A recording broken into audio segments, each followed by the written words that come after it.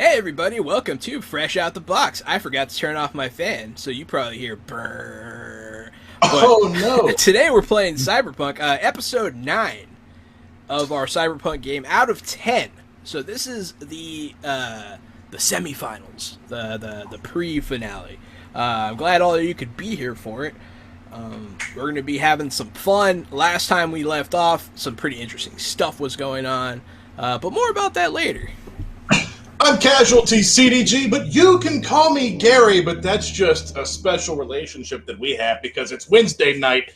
If you come by on Thursday, well, I might tell you something else completely different.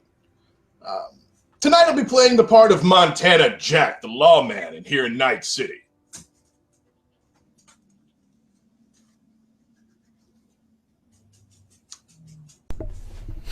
Matthew? Oh, yes. There's no Kevin. There's no Kevin to take it away today. Sorry, everyone. I'm Matt, and tonight I'm going to be playing Brecht, who's ready to grapple hand right to the finale of this awesome.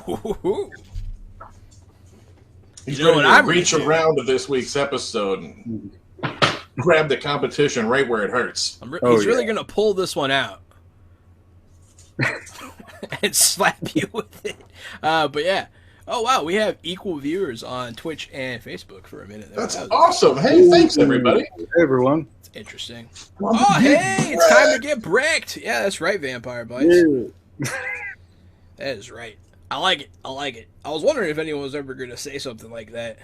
Here, I'm going to check out this Facebook stuff so I can see what they're saying. Nothing in the comments yet on Facebook. Just lots of likes, man. Lots of love today. Oh, cool. You can see who's watching? Yes. Well, I can see that there are 3 people watching and we got 4 likes, but no clickety-clacks yet. No tippity-taps, but that's okay. We just got a like from somebody. David. Thanks, David. For the like. And then Kyle's mom is watching, so... Hey, Vicky. Hi, Vicky. Hi, Vicky. Yeah. I have it open down here now so I can see if you guys say any nonsense. But yeah, so last time on D&D, last time on Cyberpunk Red, our intrepid crew of heroes, kind of jerks, they invaded the Nasty Palace. They were able to get through the security by lying. They had planted weapons and an EMP device in the vents to retrieve later. And after an altercation with security, when they were trying to override some situations going on, with them being caught, essentially, they set off the EMP device and chaos ensued. After a brief battle, they made it down into the inner nasty chamber. There was a secret facility beneath the base, because I like secret facilities beneath stuff, apparently. And they were able to break in, have another fight, interrogate a scientist. I believe one of them got body slammed practically to death.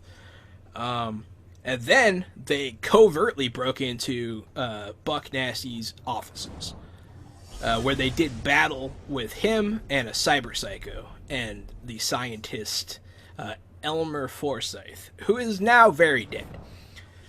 But before they could kill Buck Nasty, he was able to use a boon given to me by the chat to mutate. And as his muscles tear and rip and his skin stretches to the edge of its stretchability, that is where we will pick up today's game, actually. We do have Kevin Romero will be joining us shortly. He had a work thing running late, which, we understand. And yes, they pay him to real life, we just tabletop games. Yeah, we just tabletop games. It's fine. If you guys get us enough followers where we can all get paid, then then he'll be here on time. That's right. How much do you like Kevin Romero? Donate enough bits for us all to quit our jobs. That's a lot of bits.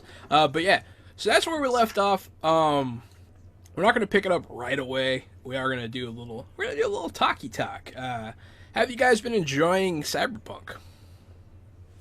I like Cyberpunk, but I feel like leveling up takes a long time. It's almost hard to do short campaigns and one-shots, just because of the amount of experience it takes for some of the double XP skills, like heavy weapons and auto fire. And particularly, I would like to learn martial arts, and it's way easier to just learn brawling and throw people around than it is to actually learn martial arts. Yeah. Yeah, they do make it a little harder to learn those skills. I do understand why, though. Those skills are pretty strong. We have, people are chatting in the Facebook now. Gotta share the love, says David. And, yeah, I can watch in two places at the same time, says Sean. Is that Vampire Bites? It is. Hey, what's up, Vampire Bites? Your name is Sean. I'm not going to say your last name on stream. Now everybody, well, it's... Just ducks. Vampire Bites. His last name is Bites. That's right. You know, I just now noticed that his Bites is like computer Bites. And I feel dumb for taking that long to notice. You know that vampire is also spelled with a Y then, right? I do see that, and that's why I guess I didn't pick up. But I think you can spell vampire as vampire. He did. Yeah, I think that that's actually an apt spelling. He did it. If he did it and it worked, then... Yeah, I trust his spellability. He said leveling is nigh impossible. Yeah, man, leveling your role, and even like a 10-episode game, if we wanted to level up my role to the next level, yeah, fucking forget about it. These campaigns have to go on for like months and months and months, and maybe even a year's, which is nothing wrong with a year's long this game campaign. does support long-term play. I almost feel like there should be two rule sets for experience, though. One for short games and one for long games. That's fair. I like optional rules like that.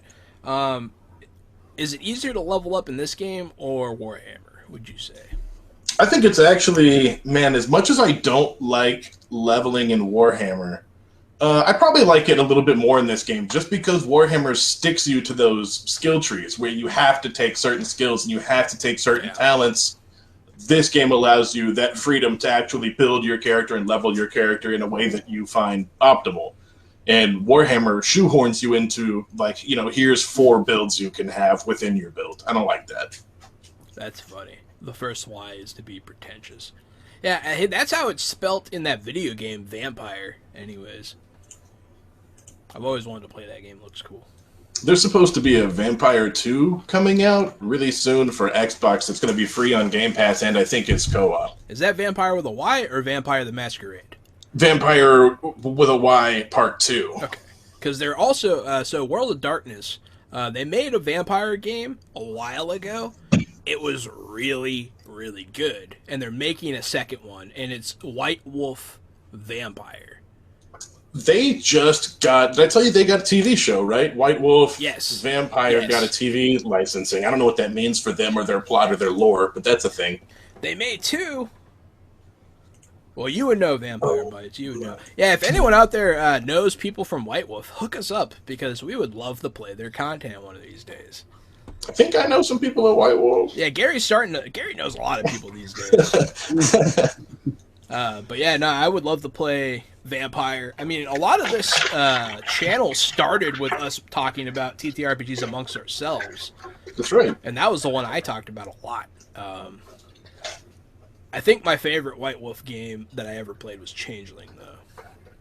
Personally. Ooh, yeah, Redemption and Bloodline. Bloodlines is the one I was referring to.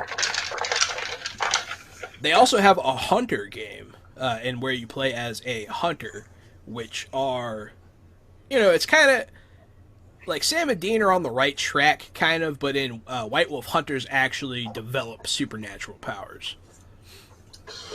Kind of like a Van Helsing type of situation. Kind of. It's the fact that, like, it's like a survival mechanism. Like super speed and super senses and things like that? Some stuff. Some enhanced senses, some enhanced strength, the ability to kind of smite, like, unholy creatures and stuff like that. Yeah, that's all the stuff that I classically associate with Van Helsing, even though I don't consider it to be magic. It's just like hero magic. You have hero speed and hero jumping and hero reflexes. Oh, definitely. Speaking of which, I am very excited to play superheroes too. I'm very excited for Deadlands. This game, after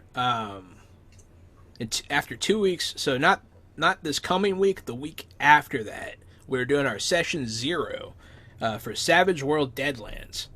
That's gonna be fun. Is it going to be Deadlands? I'm pretty sure. It might not be cross.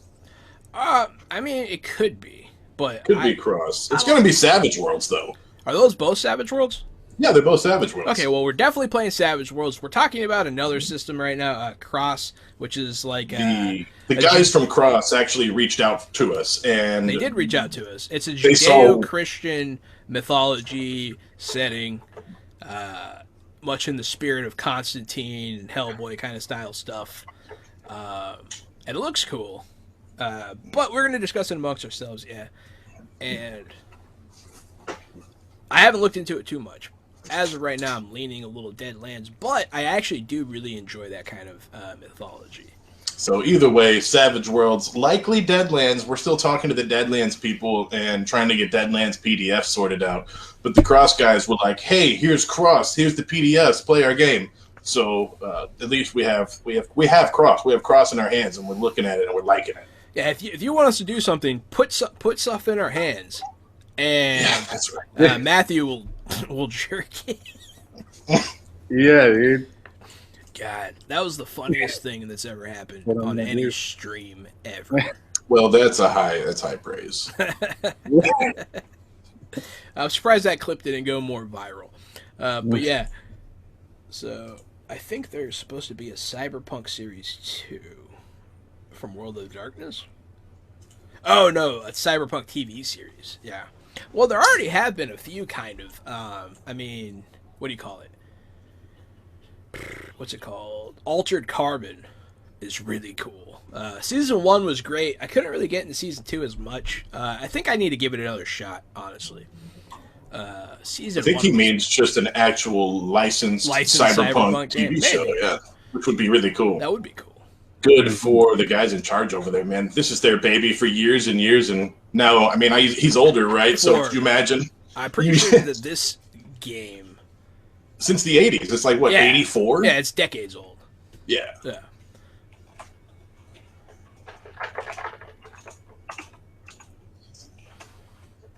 Never heard back from Let's Play at Green Ronin from last Thursday. Oh, for your book? What? Huh. We were under the impression that you had received everything. Yeah, he immediately messaged me back and was like, all right, I got it taken care of. We will talk to them about that, Vampire Bites. Don't worry, we'll get you your prize for sure. I'm sure he might have accidentally just, like, typed in the wrong email back or something, and then it just... didn't send and he didn't notice. But we'll get you your prize. Oh, no. Yeah, we've been giving out prizes on the channel. I would love to one day. I would have loved to have given away some Art Talsorian stuff.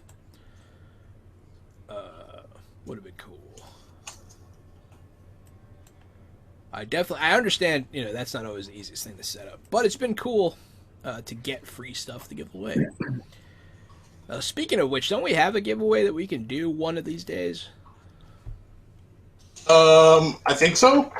I haven't hammered out the details, but yes, I've been told that there are some promotional giveaways for us. One of them was from Ducky, right? Yes, that's exactly who I'm talking about. Is Duck's system Katakorium, which actually has my favorite indie art that I've ever seen in a tabletop role-playing game, period. My favorite. There's no question about it. The art in that book is absolutely fucking bananas, dude. It's dope. It's a bunch of really colorful, really detailed, like, insect art. It's fucking really cool. It's a cool art book for a table. Said Xbox Hunter was an Xbox exclusive. Yeah, I'm pretty sure, yeah. That sounds right. Yeah, so Cyberpunk came out in 1988. I was trying to check on that earlier. Nice. So could you imagine making your game in 1988 and then now in 2020 after your game's been out for almost, 40 fucking years, now you hit it big? That's when my parents came out with Jahan. 1988. Oh, that's a cursed year. Yeah, that's when I was born. So here we are, 33 years later, and the game is hitting it big right when you're hitting it big. That's amazing how those things coincide. Yes, Vampire Bites. That's exactly what we're doing. And if you're trying to build a channel too, you could be a friend of the show. Yeah, no shit. Come on in. Yeah, because we are making a little bit of a group going on. We have Tony Vicinda at Plus One EXP Games. They're big time friends of the show. We kind of pool resources a little bit. And Yeah, man, I can introduce you and invite you and all sorts of stuff. We can play together and meet and hang out. We're creators supporting creators. yeah, absolutely. Yeah, the TTRPG community and the board game community are both really great to be a part of. Hey, Matthew. What's up? Matthew's the strong silent type. Yeah, at least that second part. Yeah.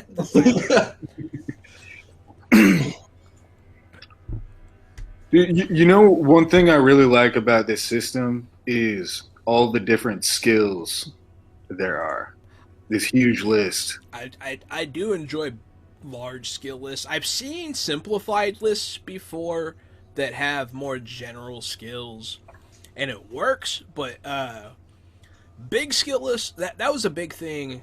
One of the things I miss most from Dungeons and Dragons 3rd edition and 3.5 is I liked having like use rope as a skill, and stuff like very specific knowledge skills and just everything.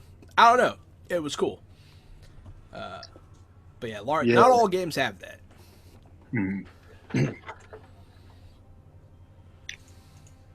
Yeah, but like, yeah, I find it when playing a character in the system, the skills kind of inspire me to think about what to do next.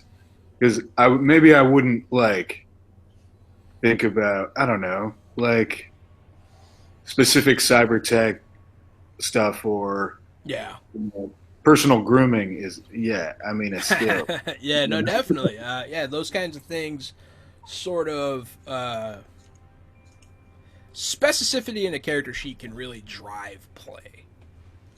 I like that those types of things are on the character sheet because it inspires another type of campaign that we could play. If we played more of a corpo-driven campaign where your appearance at events and things really mattered, it could almost come down to personal grooming instead of conversations to talk to people. Yes.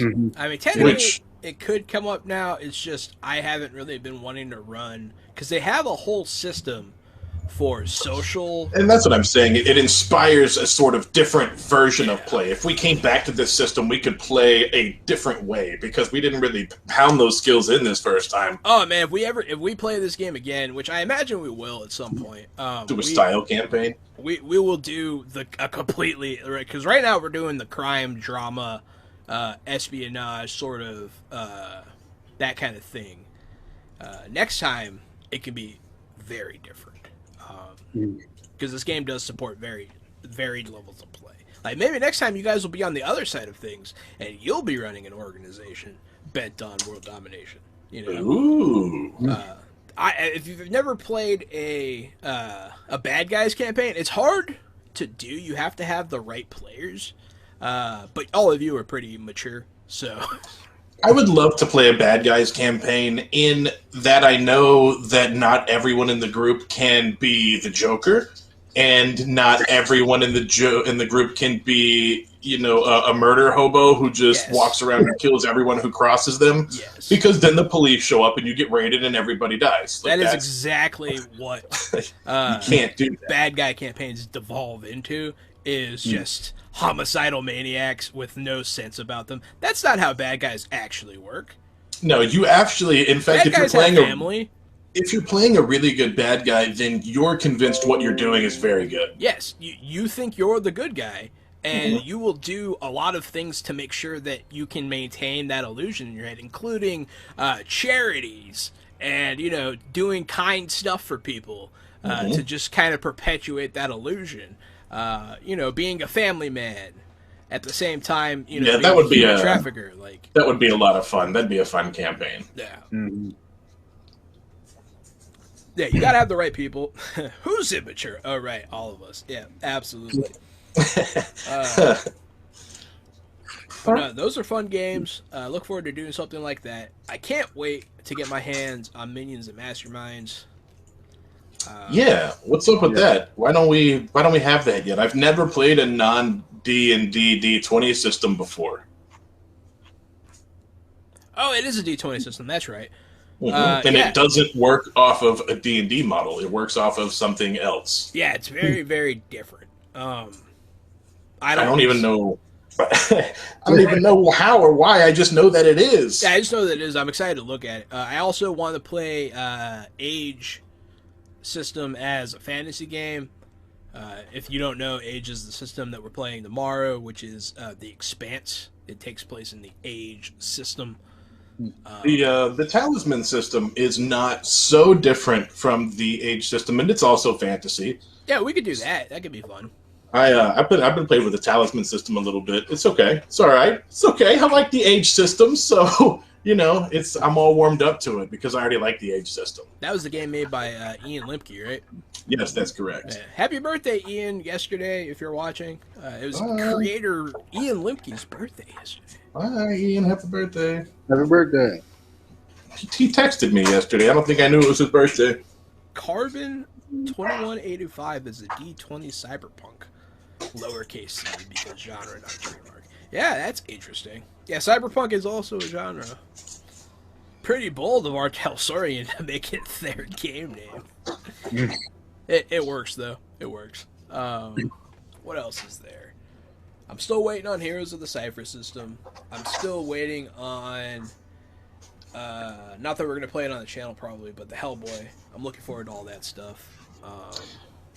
A few other games I have coming. I was really... I don't like to bash creators, right? But I wanted more out of the Hellboy system that we saw. I wanted to see like what the ghosts were like and what the demons were like, and there wasn't a whole lot of that in the preview from the Kickstarter. There was not a whole lot in the preview, no, but I feel like the completed book might be... I know it's in there. I know it's coming. Don't get me wrong, and I'm sure it will be good.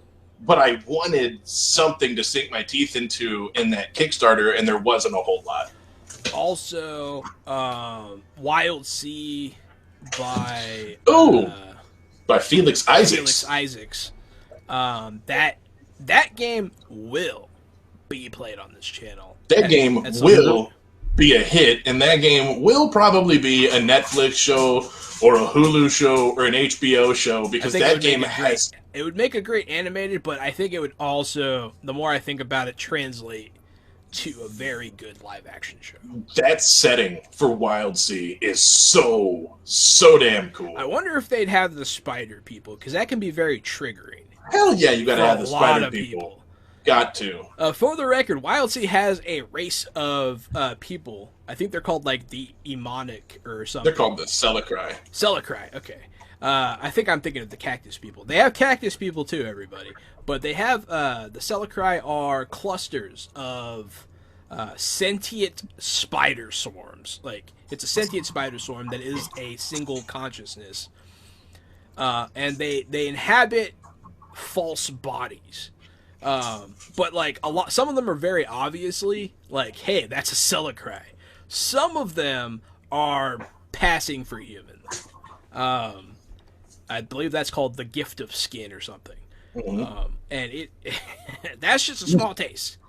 Oh yeah, Matthew, you would love it, man. So during the like session 0, one of the things you would do, everyone gets a certain amount of points, right? Mm-hmm. And you all collectively design your ship. And everybody has points. It's like if you want a certain thing, you can buy it and put it on the ship, and then it's there. Boom. And then you can also pool your resources to buy things for everybody. But the setting is the Earth is overrun by these giant, like, iron oak trees. They're not actually made of iron, but they call them iron oaks. But they're huge. They're humongous. They're, like, skyscraper tall. And civilization exists on the top. Beneath the boughs is inhabited with these gigantic leviathan creatures. And the further down you go, the darker it gets, and the more dangerous the world is. Yeah, so the sea, the wild sea, is made up of tree boughs, and these ships are designed to go across these trees. They have different methods of doing this, such as like having a giant chainsaw on the bottom of your tree that pulls you along, or like grappling hooks, or like it slithers like a snake. Like, and it all works very well. That game, I feel my pulse quickening talking about it. I'm in for it. I'm excited. Thank you, Felix Isaacs, for coming into our channel that one time and talking about it with us in the chat. That was very nice of him. Yeah, something about sailing across the treetops in fully customizable boats and fighting like plant and monkey people seems pretty awesome. Yeah, they had like ape people, and then they have giant cactus, Leviathan dinosaurs, of course. They have like 3 different human tribes, one of which like lives on the mountains that are tall enough to extrude from the top of the trees. They're like mountain people. And then there's people that live on like little islands, and then there's like nomadic people, and they're all different. It has a very unique resolution system. Yeah, you would like that one a lot, Matthew, I think. Damn, yeah, no, that sounds sick. That sounds sick. awesome. It is sick. All of these things will come in time. That game's not even out yet, so.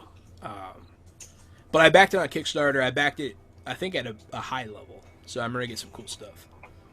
And then also Shiver. That's a game we're definitely playing soon. Which Shiver is a narrative-driven horror RPG. The hardest part about playing that game online is that it uses custom dice. You don't have to. You can just cross-reference a table, but having the symbol dice really speeds things up. And the table is surprisingly difficult to cross-reference because the dice aren't in the same order as the stats are on the sheet. So instead of it being an easy 1, 2, 3, 4, 5, 6, it's like 1 goes to 3 and 2 goes to 4. I didn't notice that. Yeah, it makes it a real bitch, man. Maybe they changed it in the final product. I'd have to look. Well, that's the thing with custom dice that I always bitch about with custom die is that your game doesn't need custom die, you dick face. I enjoy custom dice. We all buy these beautiful die in our die collections, and then you want me to buy more die so I can use them for your one-time game? Get the fuck out of my face with that crap, bro. Oh, Vampire Dice. You know how to do it in Roll20? Yeah, I know a method to do it in Roll20 where I can go in, get the images, and then add them to a dice. But I haven't tried it yet. So I'm hoping. Last time Jahan had set up a converter for us for the second time we played, and that worked just fine. It did. It was just a little macro converter. Yeah, I could also try making it so, like, whatever the roll is, it spits out what you got. You know what I mean? Oh, no, Gary. Ooh. Swish. Ooh, easy with emoji and Ascari art. Oh, that is... I could just find symbols that represent the same things. They don't have to be the exact symbols. That's true. I don't know what SCI art is. But, yeah. Also, anyone in the chat, if you have any interest in specific TTRPGs or anything like that you want to see on our show, drop us a line. You know, you can talk to us here, Twitter, Facebook. All the information is below because I'm cool and I put it there. And, yeah. We are definitely, we're trying to reach out and do more engagement with our viewers, such as, like, we really think it'd be cool if we could get some fan art in here. You know, obviously, no one has to, but we just think it'd be cool. We want to do some community news, kind of gathering, like a roundup, to just be like, what are the things you want? Are interested in, what are things going on in other creators' games, what are going in on your personal games. Oh, ASCII, it's the directions. Okay. Ooh. Interesting. Huh, I didn't know that. I learned something. You know, there's something new every day, man. Every day is a school day, I've been trying to tell you. Every day is school day. But yeah, we're just kind of trying to we want to interact with the. I feel like our stream has a higher level of chat interaction than a lot of TTRPG streams, as we let people boon and doom us. I've seen other games do stuff like that in a different way, but ours is pretty direct, and it leads to some good stuff. Man, I'm just about ready to start some stuff. Is Kevin home, Matt? No, he hasn't made it back yet. That's okay. We're hoping he'd be by 8:30. But so we're gonna go ahead and do some starting of this stuff. Kevin, at the outset of this new encounter, is thrown against the wall. You wanna? No. What is the? Can you describe this whole? Can you put us in the scene? Yeah, I'm gonna have to reset up the scene. Bring us there. Put us there. Where we last left off, we were in Buck Nasty's office. Our heroes enter through the vents under the fog of a neurotoxic cloud, which all of you were wearing masks. It took out Elmer, and it kind of messed up Buck Nasty. The cyborg, however, was completely unaffected.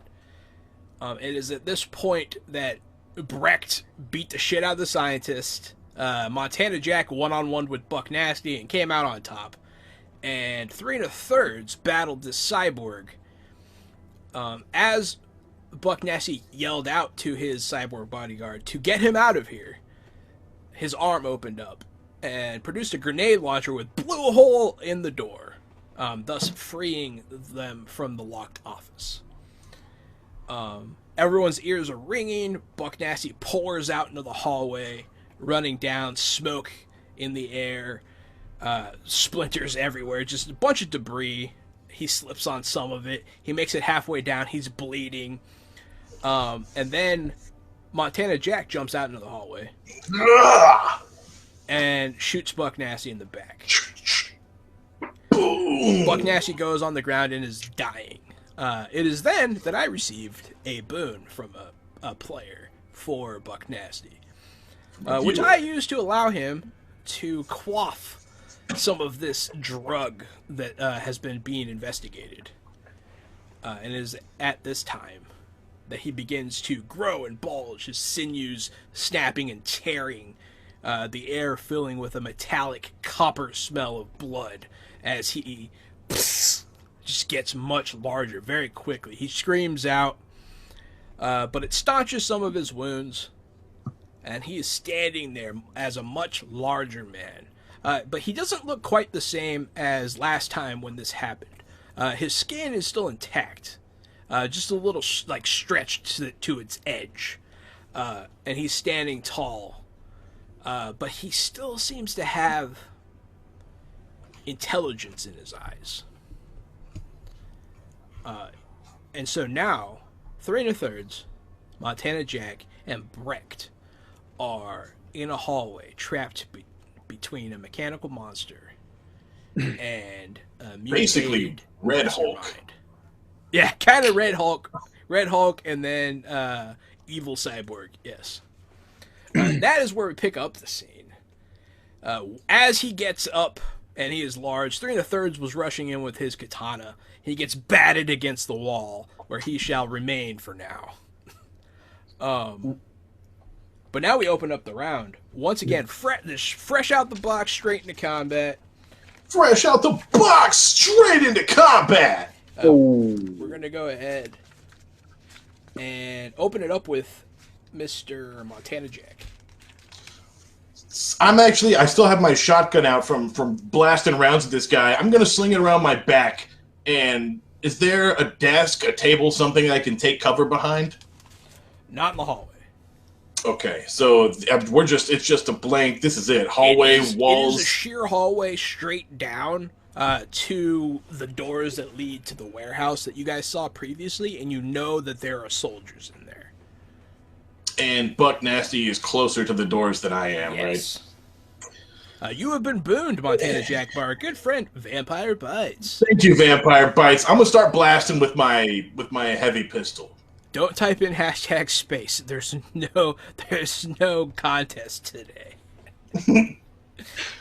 I'm going to fire 2 shots. 1, 2, and then... Oh, good. I have that boon, and I'll re-roll this boy. I rolled a 15 and a 13. At the range you're at, you will hit with both. So it's going to be 3d6 twice for a total of 17 damage. First 7 and then 10 because I know armor negates. 13, and then he re-rolled with his boon. And then 15. Okay. Okay, so you did 7 and then 10? Yes, that's correct. To Buck Nasty? Yes, with my heavy pistol. I fired twice into him with my revolver. Oh yeah, I have those stats. And Breck, you just got booned also. You did. To get Brecht is what it says. To get Brecht. Yeah. Oh, is it my turn? Yes. Cool. So I believe I'm still in the office. Yeah, you're still in the office. There's still smoke in the air. You're standing over the dead scientist Elmer. Nice. I have an idea. I have glow paint. And I would like to throw that. And I got to call the shot. It has to be on the face of the cyborg to blind him. Okay. Nice. So nice. The call shot is a -8, I believe. Cool. Is there any chance that you have like art as a skill? Because I'd make an argument. He does. Oh, actually, composition. I'll allow it. Yes. I will allow you to use that to Nice. make your attack if you so choose. I would like to do that, and I'm going to Alrighty. use 3 points of luck. And I'll go ahead and use that boon as well. Damn. As in for break. Yeah, no, don't worry, Vampire Bites. I understood. To get bricked. Oh no! You want to use that boon to re-roll? Yeah, you Breck? said. Yeah. Yeah. And then there was plus 3 points of luck as well, right? Right. So that's 17 minus 8. So 9. So you get paint all over him. And I will allow it because you did pass like the simplest of difficulties, and you are just throwing paint at somebody. It's not the most difficult thing to do. Mm-hmm. It's just not going to blind him indefinitely. Gotcha. I'm gonna have him do some cyborg stuff to unpaint himself. But yeah, so you throw paint all over the sky. You're like, fur is murder, and you just get him. And he's like, ah! At which point it is his turn. His arm is going to open up, and he's going to do with some negative modifiers because he's firing completely blind.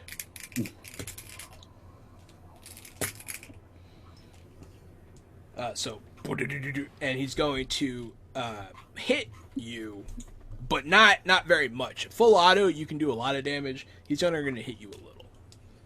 That's good. Just to leave it on me. What's your armor? Armor is at 9 right now. Oh, he's only doing 8, buddy. Oh, nice. So he just hits you in the vest, spray and pray, and then at that point, you'll see his eyes kind of glow red underneath his, underneath the paint, and then it'll just burn off. He's gonna look at you like he looks pissed. And then it is Buck Nasty's turn. He stands up after mutating. He's like grabbing his head. He's screaming. But then all of a sudden he does this, and he calms down. And he looks at you. And honestly, his eyes have not changed. He still looks in control. Oh no, he's been doomed! Oh no! The vampire bites, just throwing them out. Yeah, you get it, man. That's what they're there for. Mm-hmm. But he's going to look at you, look at Brecht, look at 3 1/3, and he's going to turn and run through the doors. He makes it all the way down the hallway. He's very quick. Oh no. He's not like the Flash or anything, but he's much faster than someone that size should be. So on your turn, Montana Jack, Buck Nasty has thrown open the warehouse doors, but now he's standing in that doorway. Is it possible to take my rope out of my bag, fashion a lasso, and lasso this bad boy? Yeah. I want to try to do. That's what I'd like to do. It is contested. That's absolutely fine. But he is doomed. So what would you like me to roll here? you have the yeehaw trained? I have tracking. Tracking is sort of a yeehaw skill. No, doesn't work. Maybe athletics. Athletics could work. If you have any sort of dexterity skill that you think, Brawling is a dexterity brawling's skill. good. Brawling's good. Yeah. What about animal handling? Ooh, that could work too. Animal handling is sort of a yeehaw skill. I would Let's allow use it. animal handling. It's not my highest, but let's use it because that's certainly yeehaw. 13.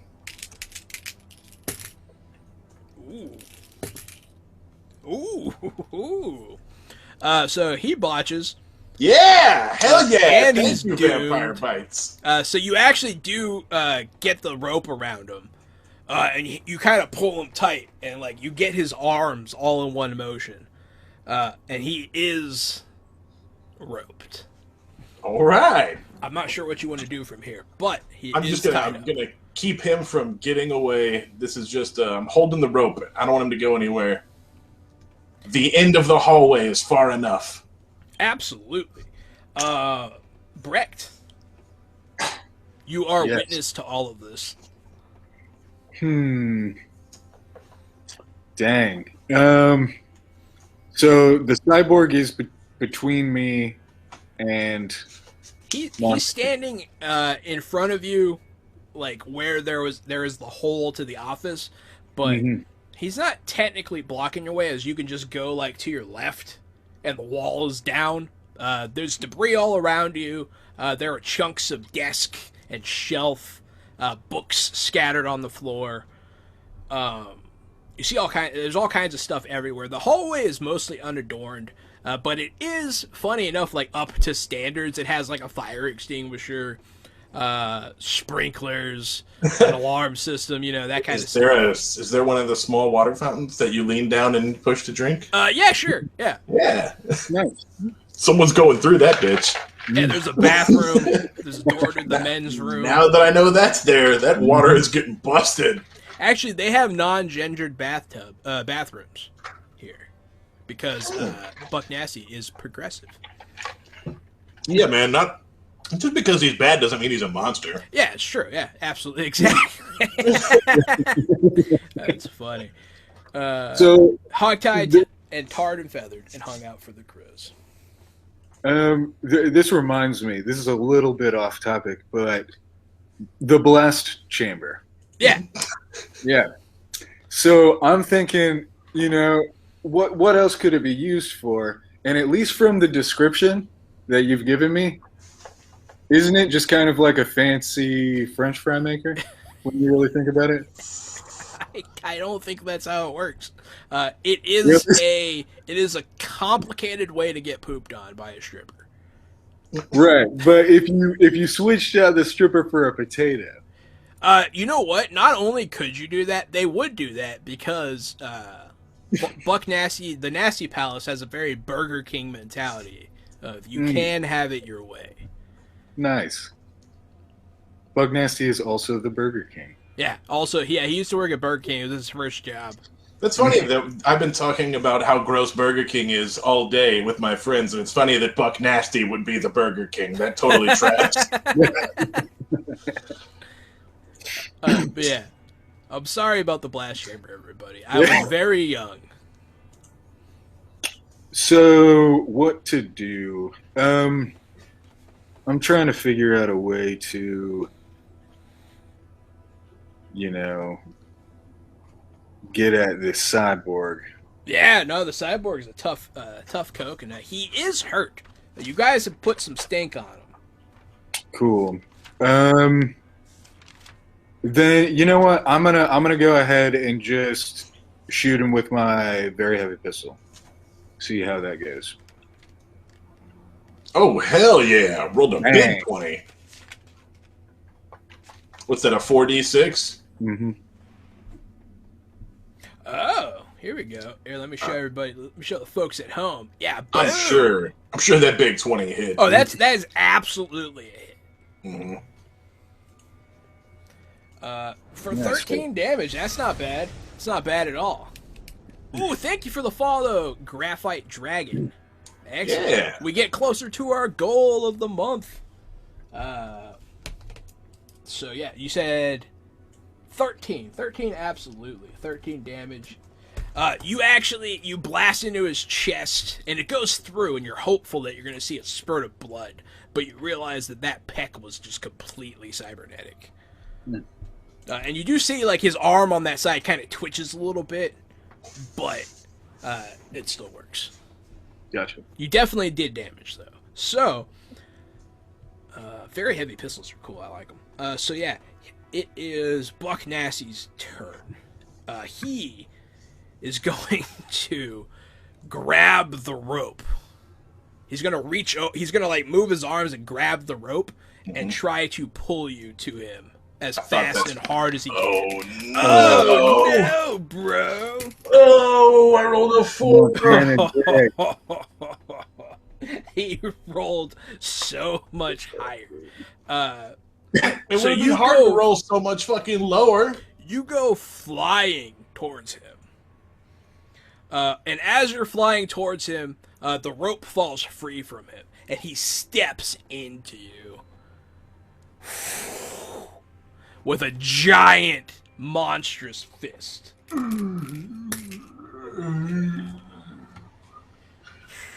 going to...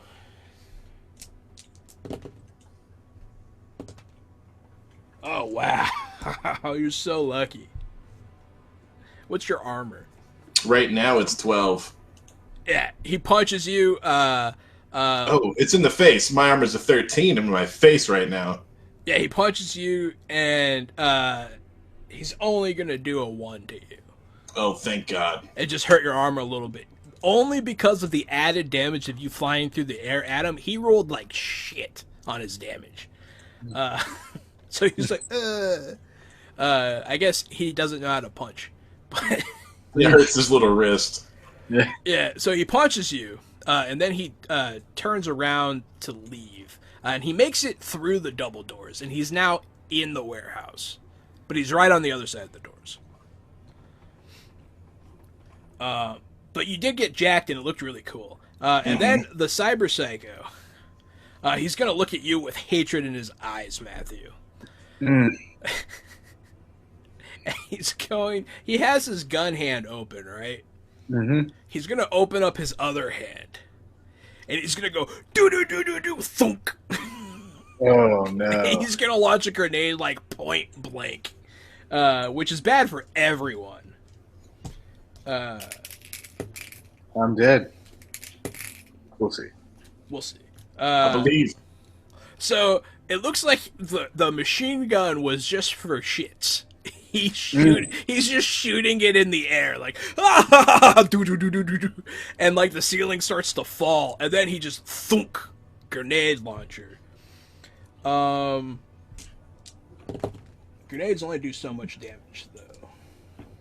I'm gonna give it an extra die because of proximity. It's only gonna be an 8. Because I keep rolling 1s. I don't know what's going on. Keep rolling those ones, man. I have no problem with that. Yeah, it's okay. It's okay. I really want to kill one of you, though. Our health is still low from last time. Your health is still very low. So it's all... But yeah, you take 8. If that doesn't get through your armor, then it's fine. Cool. It does not. The ceiling starts to cave in as he shoots the ceiling, and some of the debris kind of mitigates the explosion. And it's just, but now the ceiling is caving in. And it is back to the top of the order with Montana Jack. You hear, thunk. And Buck Nasty is going through the doors in front of me. He is on the other side of the door. You can see. Are they closing? Okay, I can still see him. I'm gonna scramble up to my feet and go grab him around the waist and try to suplex him back through these doors into this hallway. Okay. I'm gonna, as I scramble up and say, "Get back here!" and run at him. Ugh! I rolled a 12 brawling. Shit. He's gonna drop an elbow in your face. Boom! Stop running away and fight! I mean, it's getting interesting. But you guys are in the warehouse, and there are soldiers in here. You don't see them yet, but they are here. Brett, I have a question. Yeah. The soldiers, are they going to recognize Buck Nasty as a giant, skinless... You know, that is actually a valid point. We shall find out. There will be... I'll make it a roll on both ends. To keep it fair, because that is a valid point. Yeah, but yeah, it is your turn, Brecht. Then, yeah, I just want to take care of the cyborg, so bang on that very heavy pistol. Oh no, bro. So in the explosion, you put your gun up, you're like, poof, like right past his head. And he's going to laugh, and he's going to close up both his arms, and he's going to do this to you. He's just going to Mongo smash you. Oh, no. He's going to get a...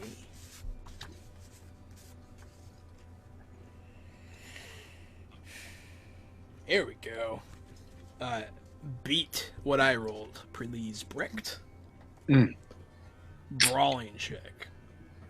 Oh, damn! You did beat what I rolled.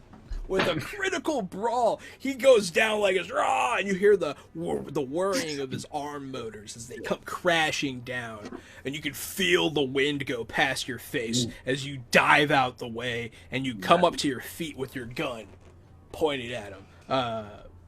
Buck Nasty is going to go now. He's going to look at you, and he's going to smile. As he just elbowed you in the face, he's going to reach to his left. He's going to grab the bottom of a shelf. He's going to rip out the support.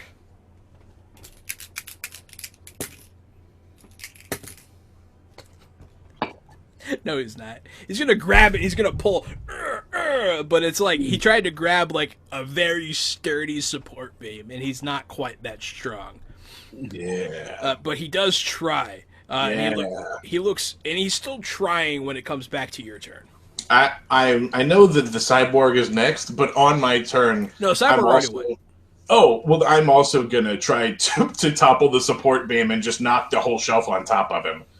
Okay. Since he's already pulling, I'll just grab it real quick and yank it on top. This is I'm fine with this. I'll grab it from the top. From the top, make it drop. That's some wet. Grab a bucket 13. and a mop. That's some.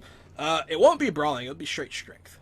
Okay. Or athletics. Strength or athletics. You know what? My athletics is a little bit lower. Let me use 2 luck on this bad boy. No.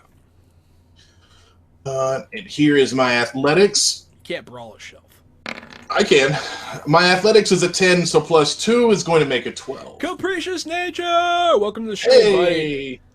Hey, I hope class was okay, and I know finals are coming up, so good luck Finals on that. are coming up, and or I am very stressed out, but it'll be okay. I had a huge weight lifted off my shoulders from school this week, so I'm good now. I'm good. Yeah, I hope school's going well for you, Capricious. But yeah, so you and Buck Luck in Nasty your studies. are just trying to yank this shelf down to make it fall on the other one, which is hilarious. And then it's Breck's turn. Awesome. I mean, I guess I have my pistol drawn right at him, so I'm gonna shoot that. Oh, he was teaching technology class. Oh, That's shit. cool. Oh, sorry, Professor. I didn't know. That's pretty cool. Wow! Critical shot! Nice. Go ahead and give me that damage. Boom. That omelet do damage. Yeah, a 13.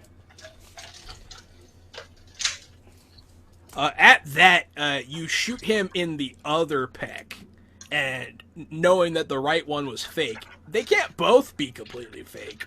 And so it blasts through, and you see blood come out. And you see him grimace, and he grits his teeth. And he's going to produce Wolverine claws. He's gonna pull out. He's gonna pull out some Wolvers. Because he does have that. Oh yeah, I forgot. He's also going to make his cyber snake come out of his neck. That's right. I forgot about his mind-wrecking cyber snake. Yeah, I think it's great. So protect yourself from the first one with a brawl, and then the second one with a brawl. Okay. So the cyber snake lashes at you, and you get out of the way, but as you dodge, he punches right in the ribs with his Wolvers. And they're gonna do some damage. Oh, they're gonna do a lot of damage. Are you okay, Matthew? Are you hurt? Just a little. You have to ask. It means it's going to do so much fucking damage. Yeah. Let me check something here.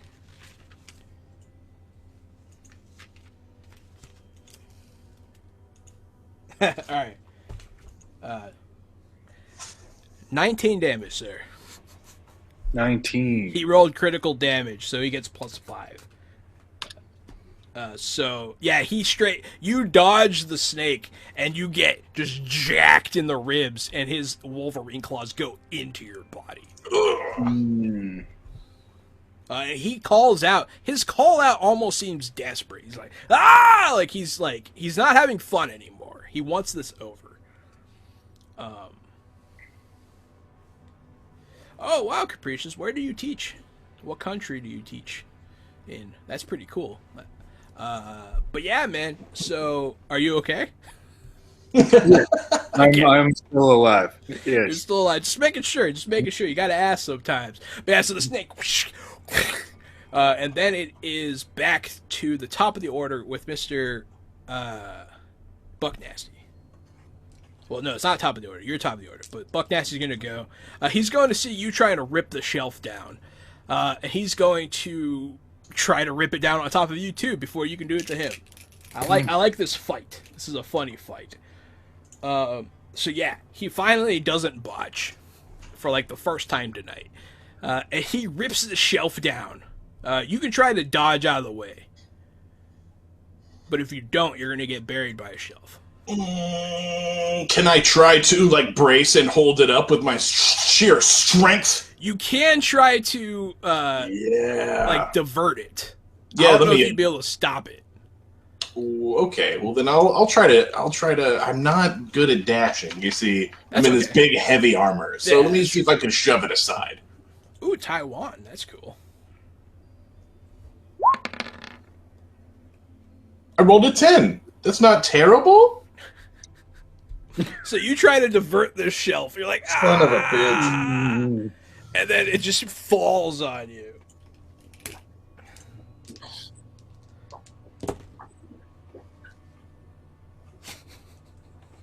Alright. So,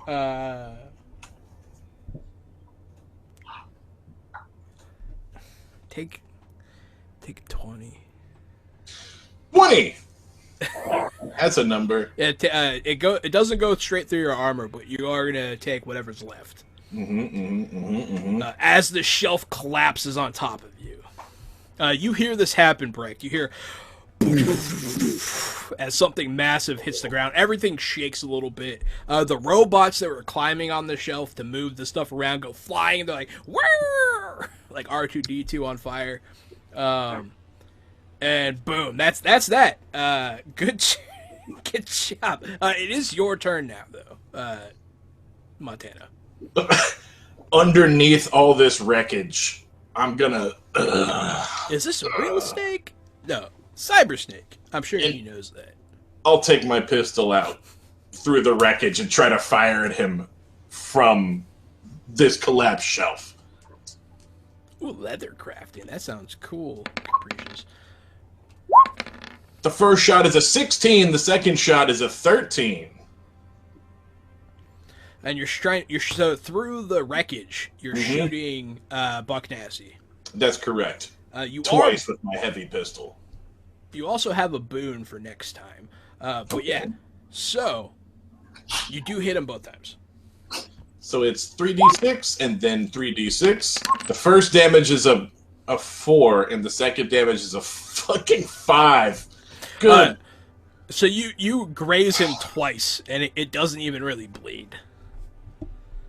You shoot him through his stretched out skin, but it's not going to get through his natural armor, his damage resistance. So he's going to be like, he gets shot. He's going to leave. He's going to run. You see the guards shout after him. This is where we're going to find out if he can get them to recognize him.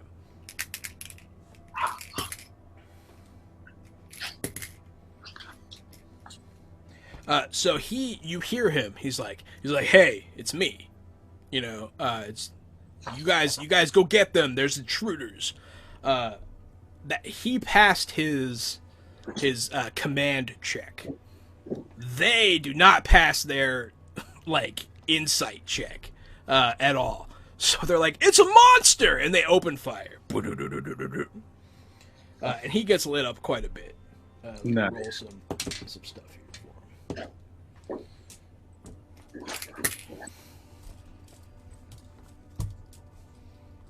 him. So he does get shot, and you hear him run off. Do we hear which yeah, direction? it was a cyber snake. What? Do we see which direction he flees? He runs towards the doors to leave. The elevator is that way. Son of a bitch. Yeah. There's one more room, and then there's the elevator. And, yeah. But he is running.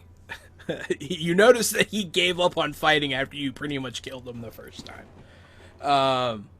Yeah, it seems like I gave up on fighting, too. I've just rolled crit fails, and now I'm under a fucking shelf. He has also crit failed a bunch. Good lord. But yeah, so now it is Breck's turn. This cyborg is bleeding now. He trips over his snake. Snag. Snake. It's a snake. I'm a snake. Cyber snag. Bang. Fiber snake. The cyber snag. Yeah, 19. Yeah, so you get jacked in the ribs by these wolvers. You're bleeding, and you're just shoot them. How much do you do? Yeah. So as you're bleeding out, just straight through his eyes. Boom. We pan the camera to behind him. The smoke is coming out of the hole in his head, and his nose and his mouth, and you hear his nasal filters kick on to try to filter the smoke that's coming out of him. And as he drops down to the ground, you see his cybernetics flail about and try to move on their own. One of them even lashes out at you, but you easily sidestep it as he is down. Nice. It was the badger. Badger, mushroom. I think Gary's the badger. Hey! You know the honey badger doesn't give a fuck! I hear the honey badger will nest in a camper's butt Yeah, I was gonna say it nests wherever the fuck it pleases. That's what I hear. I don't think it's true. But yeah, so Breck, you kill him. You find you. He got Breck. Yeah, there you go. I was gonna say, you have any cool one-liners? Yeah, he got wrecked. You got wrecked. You got wrecked. wrecked. I'm gonna turn your cybernetics into a sculpture and send it to your mom. Did you rip out the cyber snake and throw it on the ground? Yeah. Actually, I want to take that cyber snake as a souvenir. Or something. You could. Yeah, you could rip it out. Yeah. It's really gross when you do, though, because, like, the front part's a collar. You rip it off, and as you're pulling, the cyber snake just crawls out of his esophagus like a magician's scarf. Gross. It just keeps coming. You're like, whoa! There's like the janitor is like, yeah. There's a bystander who's like, amazing. Just you shake it off. You're like, can't wait to install this. Go. It is at this point, 3 1/3 will get up, as you guys are presumably going to leave the hallway.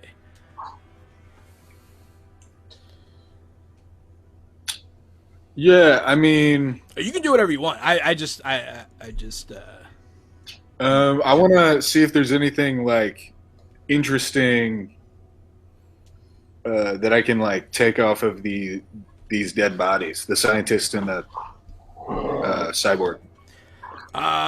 Yes. Go ahead and give me a. Is there like a search skill kind of thing, right? Something like that. You can give me perception. Perception? If you want to. Ooh. Oh, another crit, man! Brecht is just doing it today. So you're searching the scientist, right? And you find he has a pocket protector. It's got some pens. It has like a weird drafting tool in there. It has like a sterile needle, empty. It has stuff like that. And you're searching through him. He doesn't really have anything worth a shit on him. But you notice that there it is, conceal reveal objects. That's good. I just rolled it just because that's what Vampire Bites said to do, and then I crit also. Hey, all you have to do is listen to Vampire Bites. And Capricious Nature. So it was Capricious. It was Capricious. I thought it was Vampire. Capricious, thanks for the crit. He won't steer you wrong. Well, that crit was for Capricious Nature. That was basically his role. You know what, man?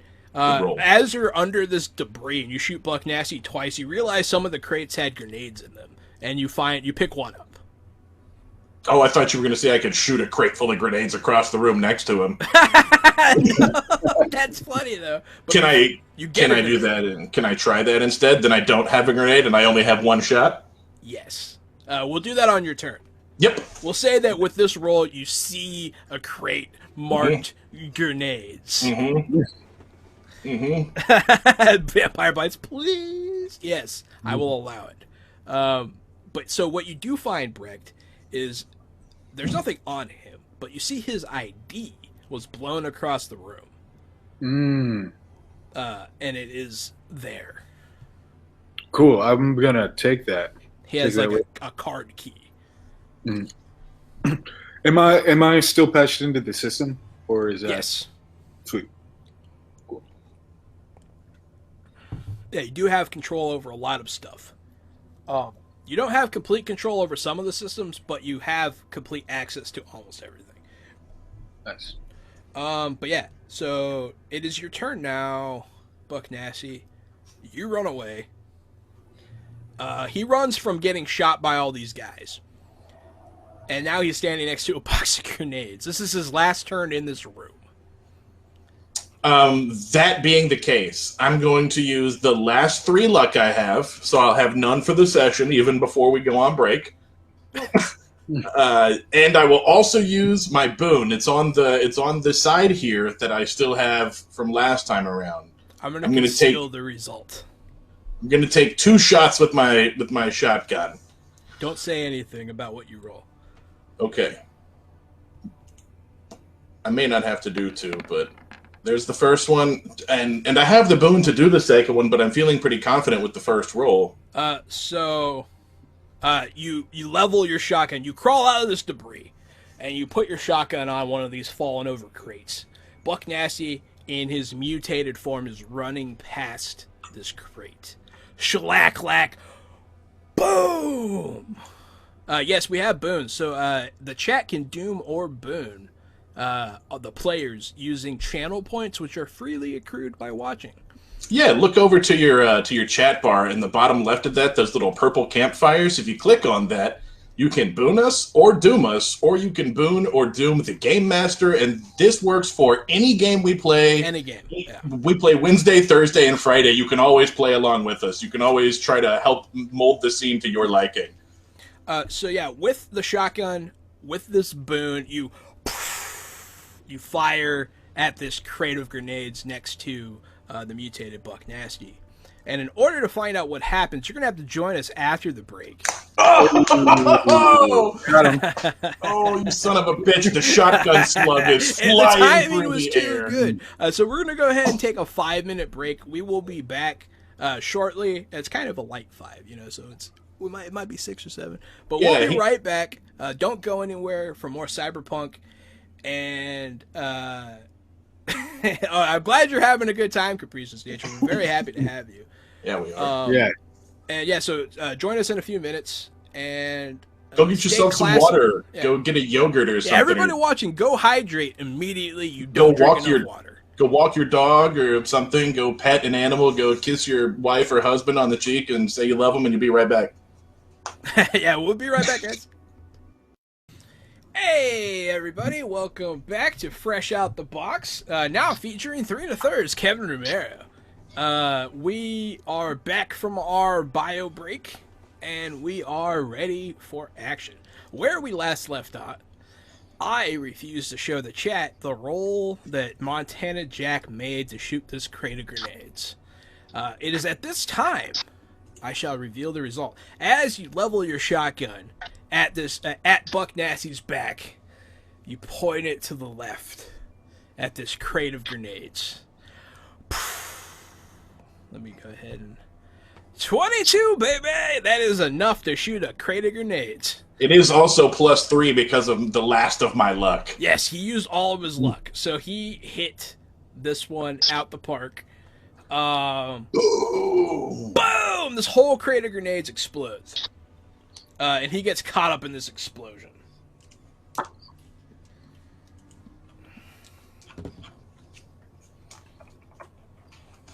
Yeah, how much damage does an entire crate of grenades do? Just a couple, right? Just a couple D6, a handful of D6, even 2 handfuls of D6, please. A one D4, I'm hearing. You're 1D4. Going once, going twice. Yeah, so the crate explodes. Big time. 3 1/3. He did 3.333333. That's pretty funny. You got booed. But yeah, so this crate of grenades explodes. And you see just flesh go everywhere as Buck Nasty's body gets ripped up pretty badly. He's bleeding a lot again. He's very injured. At this point, it is 25 Ds. No, thank you. Yeah, man, I like what the chat is suggesting. Can we do 25 D6, yes, please? Everybody in a 5-mile radius is dead. I was just going to say, everybody in the chat roll a D6. I'll roll a D6. Kevin roll 1, Matt. Everyone roll a D6. That's how much damage it does. The more people in here, the better.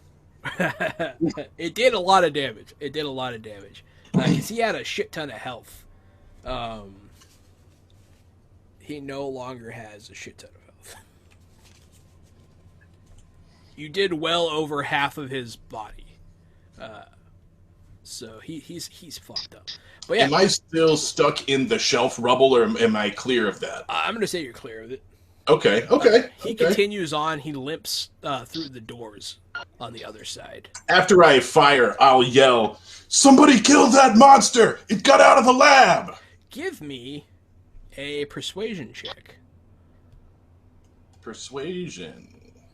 Come on, girl. This is not going to be an Come easy on, girl. check. Come on, girl. I rolled a 13, baby girl. A couple guys run that way, But then, like, their obvious leader is like, "Hey, who the fuck are you?" And then they all point. They all stop and they point at you. I pull out my badge and say, "Jack Calloway, Night City PD." They immediately open fire. Immediately. Yeah, I figured, but the jig was up, and it seemed like a cool moment. It was a cool moment. I like it. But yeah, so at this 3 1/3, Breck, you were walking. There is a bunch of rubble blocking this door, but you can sneak out. You can make it through. But you are blocked. You're behind cover essentially, as this hail of bullets opens up towards Montana. Well, Montana, you're gonna get shot. So They can try. They can try. They're trying. Oh, Stand by. God. Try. That's a lot of tries, man. I don't like how many tries that is. Somebody hit the switch on their semi-auto. You say I take 12? yeah. So, 0. All right, 0 on that one. But now my armor's 11. Take 14. Okay, my armor goes down 1, and I take 3. All right. Yeah, 3 of them shoot at you. There are 4 of them. 2 of them hit you. 1 of them crit. You see the duct tape from Montana's patched up armor tearing. There's different bullet holes in him now. At this point, he's bleeding out. His face is smashed in. His nose is broken from where he got elbowed in the face by Red Hulk Buck Nasty. Montana Jack's looking worse for wear. He still has fight on his face, but you can see the life draining out the other side. I kind of wish it was 25d6 too, BK. But yeah, so you just got fuck. Are you that hurt? Oh God, yeah. Oh jeez. This All is my first hint about how hurt I am. But yeah, you can click on my character sheet and see. I just don't like to share my health to public knowledge. No, it's fine. I believe it's an old D&D thing. I didn't like the clerik being able to micromanage who he was feeling. Yeah. How do you feel out of a scale from 1 to 10? Fuck you, man. I'm either bleeding or I'm not, you know? I feel like an 11. I think I feel like an 11. But yeah, so just to set the scene, this is the first time you've actually been in this room. You've seen it on camera. But this room, it's a large warehouse-style room with the high ceilings. It has the beams going across the ceilings. It has a couple cranes that are on the ceilings, the kind that you control with a hand controller. There are several drones going around. They're the squid drones that climb up shelves and grab stuff. Some of them went flying when the shelf got pulled down. And then there is... The 4 guys are in kind of the middle area, standing there in what appears to be like an impromptu hangout area for them with a couple tables. They pulled up some tables, some chairs. They're kind of playing cards in the middle of this warehouse. And that's mostly what's going on in here. It has anything that you can imagine in a warehouse setting. It has, the fire extinguishers, the emergency systems, emergency shutoffs for the equipment. It seems more or less OSHA compliant. Is everybody wearing hard hats and orange vests? No, that's where it deviates. Okay, that's it. That's the only difference. Yeah. They're wearing bump caps. Oh, yes, HIPAA laws. I'm unfamiliar with HIPAA. Like hippocampus? You can't share a patient. That's like the one where if one of your employees gets COVID, you're supposed to tell the families of the children that are being taught in the space that somebody got COVID. Yeah. That's what HIPAA covers. Oh, gotcha. HIPAA, yes. There's someone down there right now returning some test results. Someone's like, "Oh no, I have the virus. Why are you even at work, you dick?" But yeah, so that's what this area looks like, and it is the turn of Brecht, and then 3 1/3. with my access to the system, can I shut down the elevator? You have access to the elevator. You can try. I would like to try that. Yes. You are already in the system, so it's not going to be as hard. But, yeah, you still got to make that check. You can do basic tech or security. Probably security. Oh, no! No! You make it even faster. I supercharged it. Is it now dangerous to ride on? Yeah, it's so fast it'll shoot him out the top of the roof. Great job, like Brett. Willy Wonka? Yeah, great plan, man. He flies away into the sunset. In the Come land with of pure imagination. You'll be yeah, absolutely. So that doesn't work, Brecht. I'm sorry. Okay. Can I still do stuff? Yes. Cool. I want to run towards the action. I'm like focused on. I want to make sure that Buck Nasty doesn't see the light of day. Gotcha. So, so how far can I get? So you're just gonna make a break for it. Oh. So they all just fired a barrage, and as they're getting ready to fire another one, you bolt. You can make it as to where the shelves are all fucked up and knocked over from the grenade crate exploding. Okay. Is it possible to get to that spot and then take cover with the intention of continuing? Yes, you can get behind cover and Sweet. then wait there. Cool. Then that's what I will do. Buck definitely needs to die a miserable death. Brecht, you got booned. Oh, nice. You got booned. Thanks, y'all. So maybe next time you'll be able to succeed in your endeavor. I hope so. And then 3 1/3. So just so I can get my bearings real quick, Brecht is heading towards where? I want to make sure that I'm not heading towards the door that you guys didn't use before because you took the vents.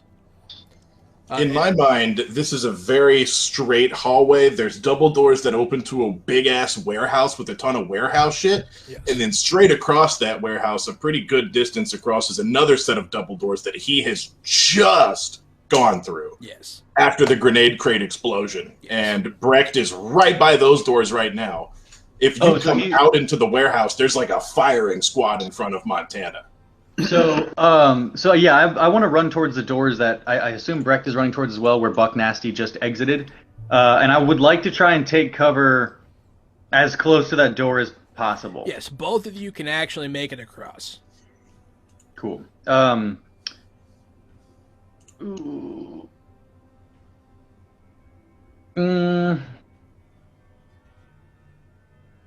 I'm going to go ahead and just 3 1/3 runs over to cover. He kind of slides, like baseball slides, right in next to Brecht. He gets up on his knees. He puts his right hand on his pistol, and then he kind of coughs into his left hand, looks at some blood, and I'm just going to stay in cover. Yeah, you're pretty hurt, too. So, yeah, you guys are both in cover. Montana Jack, you are not in cover. That's right. It's my turn? Yeah, it's your turn. I look at these guys after they opened fire and say, "Is that all you got?" And pull out a smoke grenade and drop it on the ground. And as the smoke's billowing, you see my silhouette turn and grab a fire extinguisher off the wall. Okay. If I can, I'll spray right at where all these guys were just standing with this fire extinguisher. You want to spray the fire extinguisher? Yes. Okay. Yes. Smoke and fire extinguisher, all kinds of good bullshittery. What would you like me to roll? Or is that even a roll? I don't even think that's a roll. What's your desired effect? I guess that's what... I would like to conceal. Maybe not even blind so much as just conceal. I know that the smoke grenade takes a while to get the room, especially a room of this size, full of smoke. But I'm going to do the old disappearing act. Okay, so you're just trying to add to the concealing effect of the smoke grenade. That's exactly right. 2 of my guys are already across. I already drew aggro once. You're not asking for a lot there, so I will allow it. Perfect. But that you are technically still out of cover, but you are visibly obscured. So you're much harder to hit. It is now their turn. They're gonna be like, I can't see him. Be like, go around. You'll hear some footsteps, and you'll also hear as they probe through the smoke for you.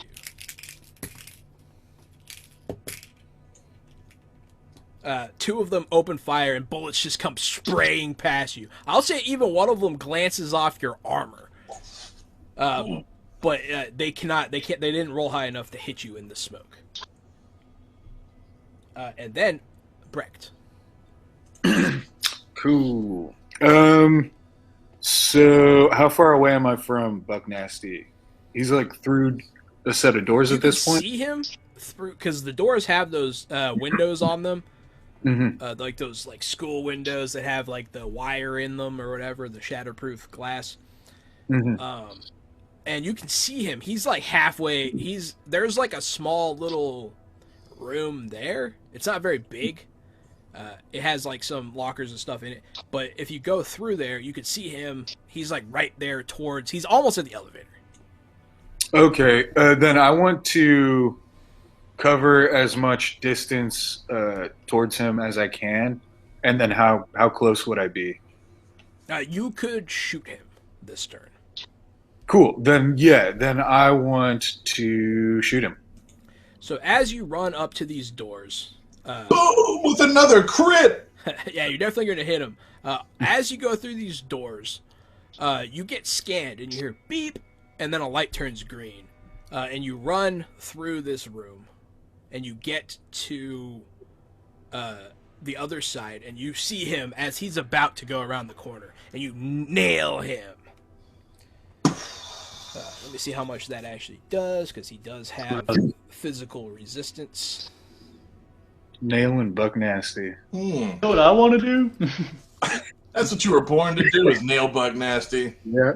He's just lucky he wasn't on a motorcycle, man. He would have gotten jerked right off. That's right. Exactly. That was my favorite thing to ever happen. For those of you that didn't see, here's the crit that he made. So yeah, you see a trail of blood. He's fucked up. And you just nail him in the back, and you hear him go, ah! He actually calls it. His voice sounds much more human than the previous mutant you saw. But he's still alive. Son of a bitch! You guys have done way more damage than I was expecting. I really thought he was just going to make a clean getaway. But you guys are jerks. But yeah, so that's what happened. You make it through this room, you get scanned, it beeps, and then you shoot this guy. 3 1/3, your turn. So, quick check-in. Before we had entered this whole palace of perversion, we had Jamila and, I don't know, another mother-brother waiting outside looking to find some sort of exit. What's their progress? Have they potentially found somewhere where this elevator will come out? Potentially, they are waiting for you in the secret fight club area. Potentially. That's where they're supposed to meet you. Okay. In that case, then, I want to go ahead and also chase after Buck Nasty. And you said he rounded a corner, right? He's about to round a corner. Even better. But you have to go through these doors, enter this like area, and then continue on to where Brecht is to get a shot on him. Oh, so I can't like open the door but not go through it and then toss a grenade from there? It would be a very far distance, and it would be much harder to do. But gotcha. Yeah, I'm just a little concerned about this. Just concerned about the door scan now that my body's all full of mutagen dope. But, yes. Oh, yeah, you're mutated. Oh, my bad. No, I'm not. Excuse me. I forgot about that. He took the serum. Oh, yeah. In a very special way. I'm going to go ahead and... It's a suppository. Yeah, a suppository for your veins. Yeah. I'm going to go ahead and just risk it. I'm going to go ahead and go through those doors, and I'm going to launch this last toxic grenade that I've got, and I want to throw it kind of at where, like, not where the vertex wall is, but I want to use it as a backboard. You could bank it into the hallway that he's about to run into, where the elevator is. Exactly. So as you walk through these doors, you get scanned. And it goes brr brr, and a red light comes on, and then a bunch of the air turns red as this red mist shows up, and you feel it enter your face. Wait, but do my nasal filters not stop this kind of a thing? They do. Oh, yes. They do. You hear your nasal filters kick on as it stops whatever this is. And the reason Matthew made it through is because he has the key card.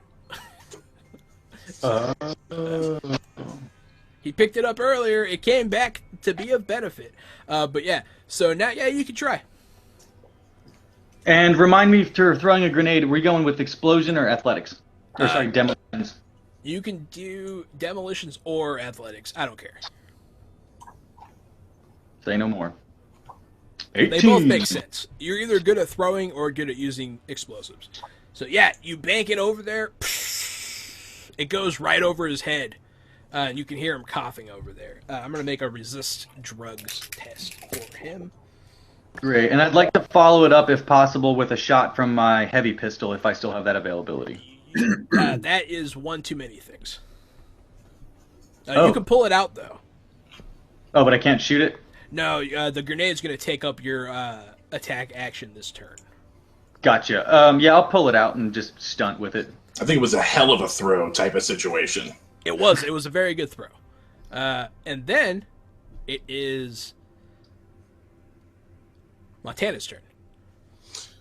I'm completely concealed by smoke. These guys are concealed. I sprayed a fire extinguisher in their face. I'm going to now turn on my cybernetic implant eyes that are infrared. I can see. You're turning infrared? Hell yeah. Mm-hmm. And I will walk over to two of the guys, the two who were shooting at where I was, and slap a pair of handcuffs on them and cuff them to each other. Okay. Do you need me to make a roll for that? Yes. Okay. Make a brawling check twice. Is it easier because they're completely concealed and I've got the advantage here? Oh, it's a little easier, I guess. But really, it's just going to allow you to brawl two people in one turn, essentially. Okay. That's a critical failure, which is a really good start. It's a really good start. And the second one is not a critical failure. It is only a 12. So the first one, the guy pushes you away. He's like, "Ah, who the hell is that? Stop trying to hold my hand, Todd." And then you handcuff Todd. But you only handcuff one of his hands. Okay. I'm going to make a note that Todd is handcuffed. Yes, Todd is handcuffed one time. He's handcuffed to nothing. But yes. That's all right. Maybe next turn I can make use of it. Is that the end of my actions for the turn? There's something else I could. You still have like a minor. If you want to do something minor or you want to move, you can. I'm gonna take out a flare and throw it across the room. One of my road flares. Take one out and chuck it across the room. With the desired effect being what? More chaos in this big ass warehouse. Now Okay, there's a light. You throw a flare. Let me see. Maybe something happens. More smoke, more fire, more chaos. Maybe something happens. We'll find out in a couple turns here. But yeah, so that's your turn. These two guys, they can't see to shoot, and they're in the smoke with their allies. So they're not going to open fire, but they are going to blindly try to gun butt you. You see them coming clear as day. So go ahead and make some contested rolls. You do have a bonus here. Well, technically they have disadvantage. Oh shit! So yeah, that first guy. With my crit. Yeah, he tries. With my crit, can I cuff him to the other guy? Can I cuff him to Todd? I will allow that. Yeah, hell yeah! I will allow that. As he swings in, I just pull Todd's arm up and click the other half of the cuff on him. Yeah, I got to give you that bonus because you are in fact in smoke with infrared vision. You do handcuff him to Todd. They are handcuffed together, and they're facing the wrong way. Yeah, and then Todd tries to swing with his now handcuffed arm, and it pulls the other guy's arm. He's like, crunk. And you're like, oh, motherfucker, Todd. But yeah, so you handcuffed him. I like it. It's funny.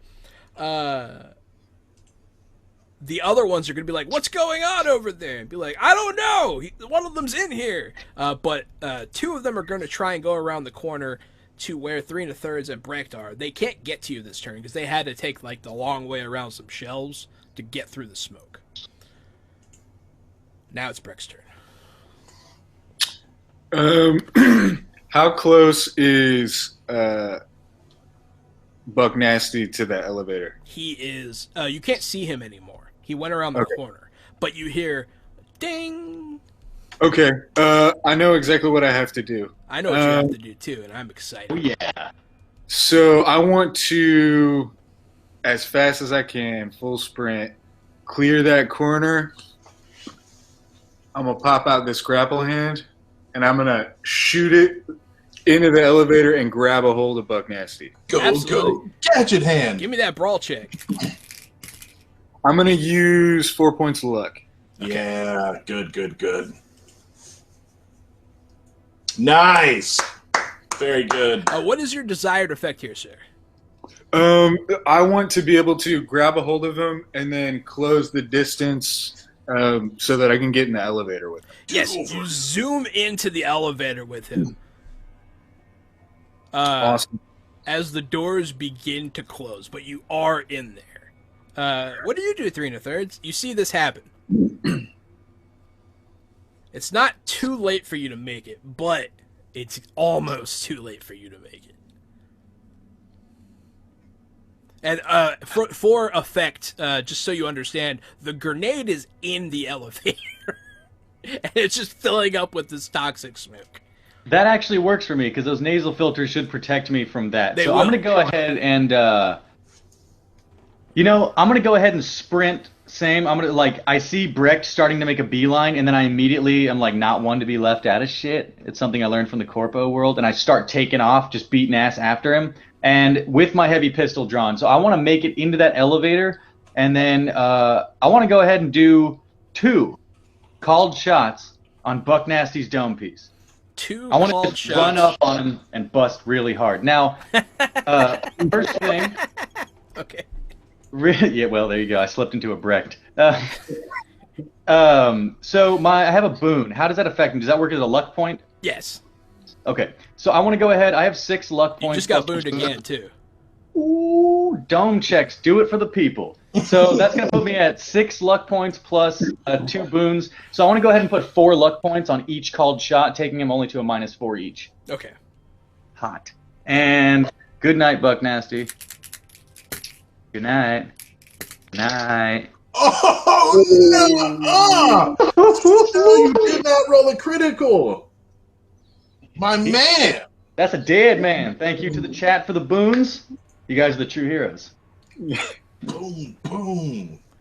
Yeah. So, you guys go into this elevator.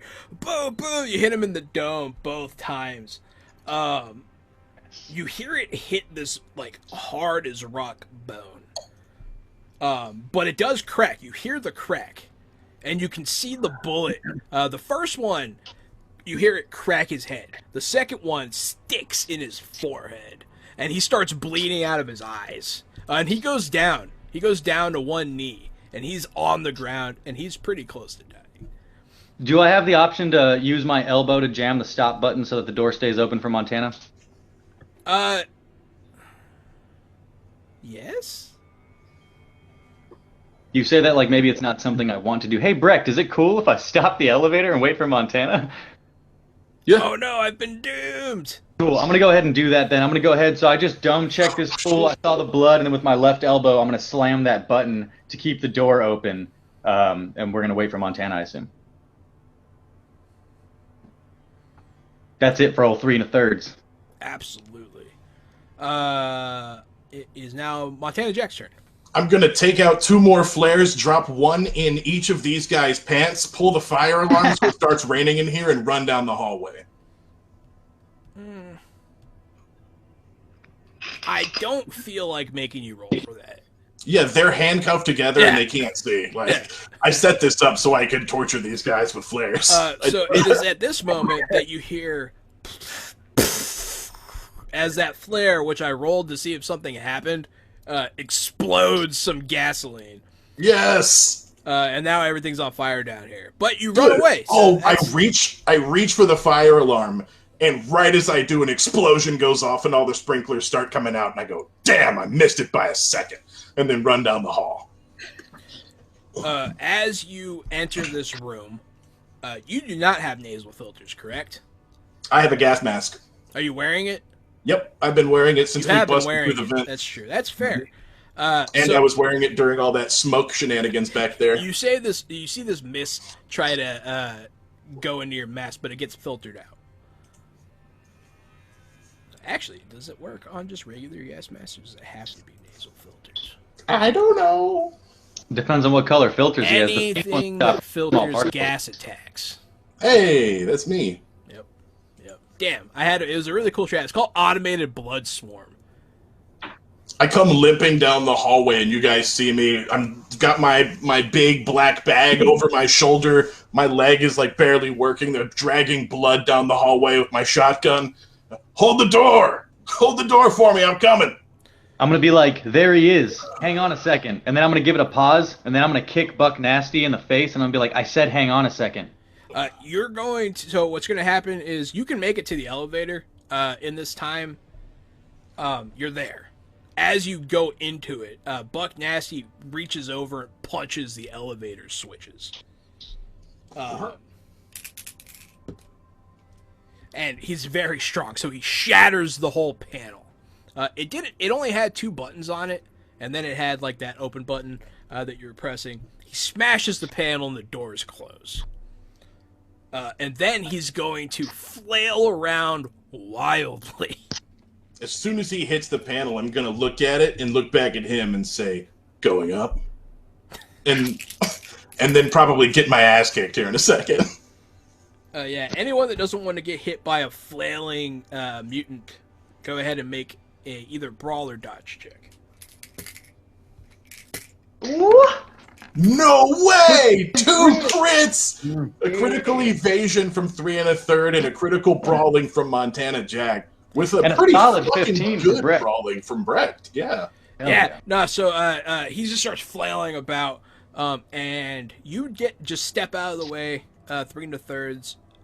You're in this space, and since he's been doomed, there's just no chance he can get through your 2 crits. And since you guys are both brawling, Montana, you get him in the arm bar behind his back, you put him to the ground, and Brecht can grab his other arm. You guys have him down. You can feel his struggling getting weaker.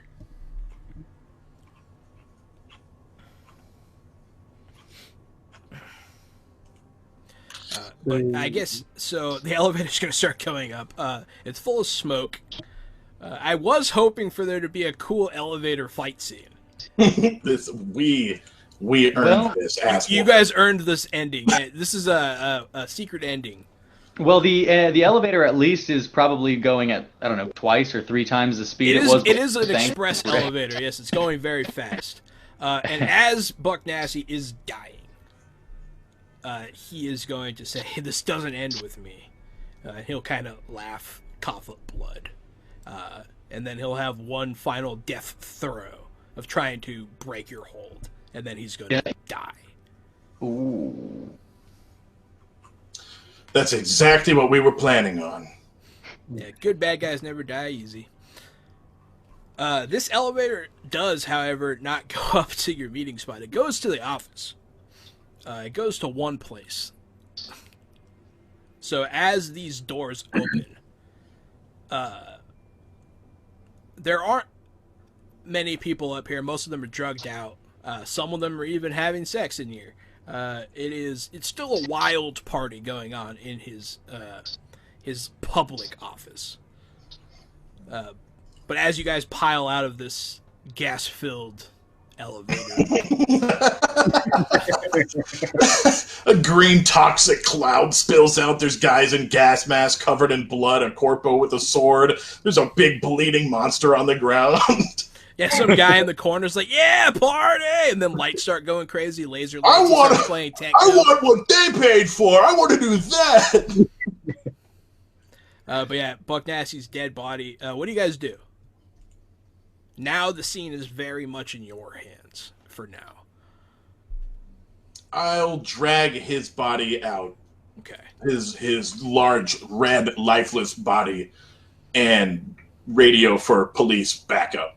Yeah, as Montana grabs him by the leg, I'm gonna pull my agent out and start filming. I don't know, a boomerang, a video, something of the sort. 5 Victor 18. Let me start a unit en route. I'm going to need a medical as well. We've got 1 detained in severe condition. We're going to need EMS priority 1. He's bleeding out, taking severe damage, lots of gunfire, and maybe even somebody shot a crate of grenades next to him. Copy that, Victor. Whatever you said. 5 Victor 18, damn it. But yeah.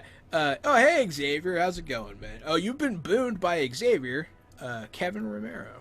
Hey, thanks, man. Welcome back, dude. But yes, so that happens. Are you guys going to sit up here and wait for the police, or what? I think I'm going to... Do you guys think it's a good idea to drag this body down all these flights of stairs and out the front door? Or should we hold up here and wait for backup? I mean, this is separate from 3 1/3. Kevin is picturing a weekend at Bernie's exit. As you can see out over the whole club from up here, there's just like a glass wall. You can see everything going on.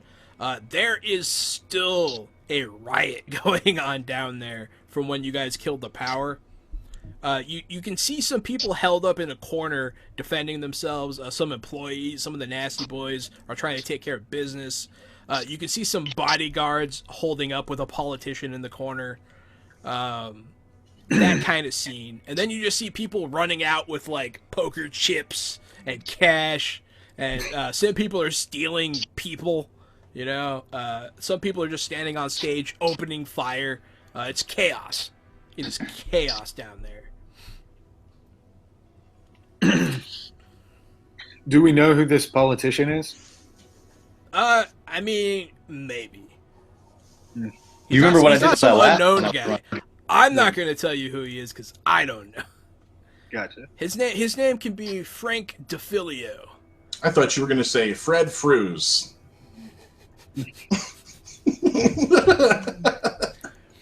No, because I don't think we're at the Nasty Palace, right? Not in Cozumel. Yeah, we're not in Cancun. Well, he spends the rest of his time at the Nasty Palace. It's specifically the blast chamber. He likes to go in their mouth first. I don't want to call him out as a giant piece of shit immediately as an NPC, so I don't want to name him that. His name is Frank DeFilio, and he's like a New Yorker, you know. Hey, Frank. They call me Frank DeFilio. You feeling that? That's what my campaign slogan was. You feeling DeFilio? Feeling that? Yeah, you guys recognize him from his DeFilio commercials. Yeah. But he's down there. His bodyguards are shooting people because they've lost control down there. That EMP opened up a can of worms. How high off the ground are we? What floor? You are about maybe 4 stories. Nice. I do have 50 feet of rope. We could try to rappel down. Straight out through this window, there is a stripper pole that goes the entire length of the because the strippers will do suicide dives like. How do we not, right? How do we not all take the stripper pole? Yeah, I mean, my only question for you, Jahan, is do you want an athletics check or a dance check? My only question is who's going first. I'll accept either. You got to break the glass first, but that's not too hard. So I'm thinking maybe we basket tie the body and lower him down on the rope, and then the rest of us just take the sexy way down. So I want to go ahead and use the butt of my pistol to break that glass. Yeah, absolutely. You shatter this glass. It's not the hardest thing in the world to do. I like the fact that you're doing this, so I'm going to let it happen. The shattered glass just raining crystal and sparkling down onto the chaos below. We'll pan the camera to the other side of the glass, and as soon as you break it, it all shatters and falls away. And then you guys can just hear the loud torrent of music that is Yeah. it is now, as you look out at the scene, you can still see that there are people still enjoying themselves. Some people are still getting drinks somehow, and there are still strippers dancing on tables. Some of them seem maybe like they're a little crazy for doing so, because there is gunfire. That's how you really working for your tip with that money. When it's pay to play, I'm not leaving, man. Oh, don't forget, you could probably also roll a contortionist check to get down the pole. You could. It is at this that you realize some of the strippers might be altered in their minds a little bit, which is bad. Yeah, we are all so shocked. Yeah, right. No, this place is bad. This is a bad place. But yeah, so give me them checks, guys, if you want to jump down this pole.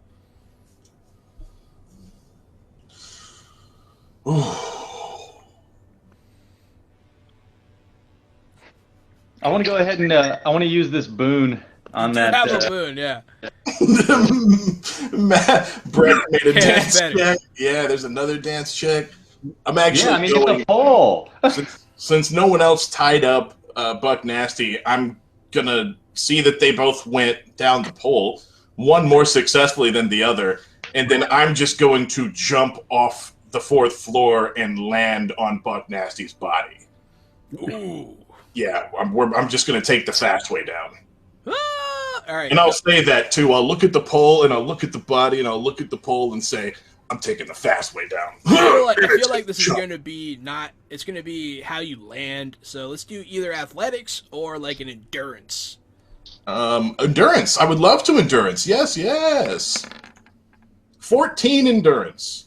So as Brecht and I are sliding down the pole, we see Montana in his heavy armor just plummet past us at Before that, 9 you see feet per little Nas, squared. call me what you want, call me when you need, call me in the morning, call me.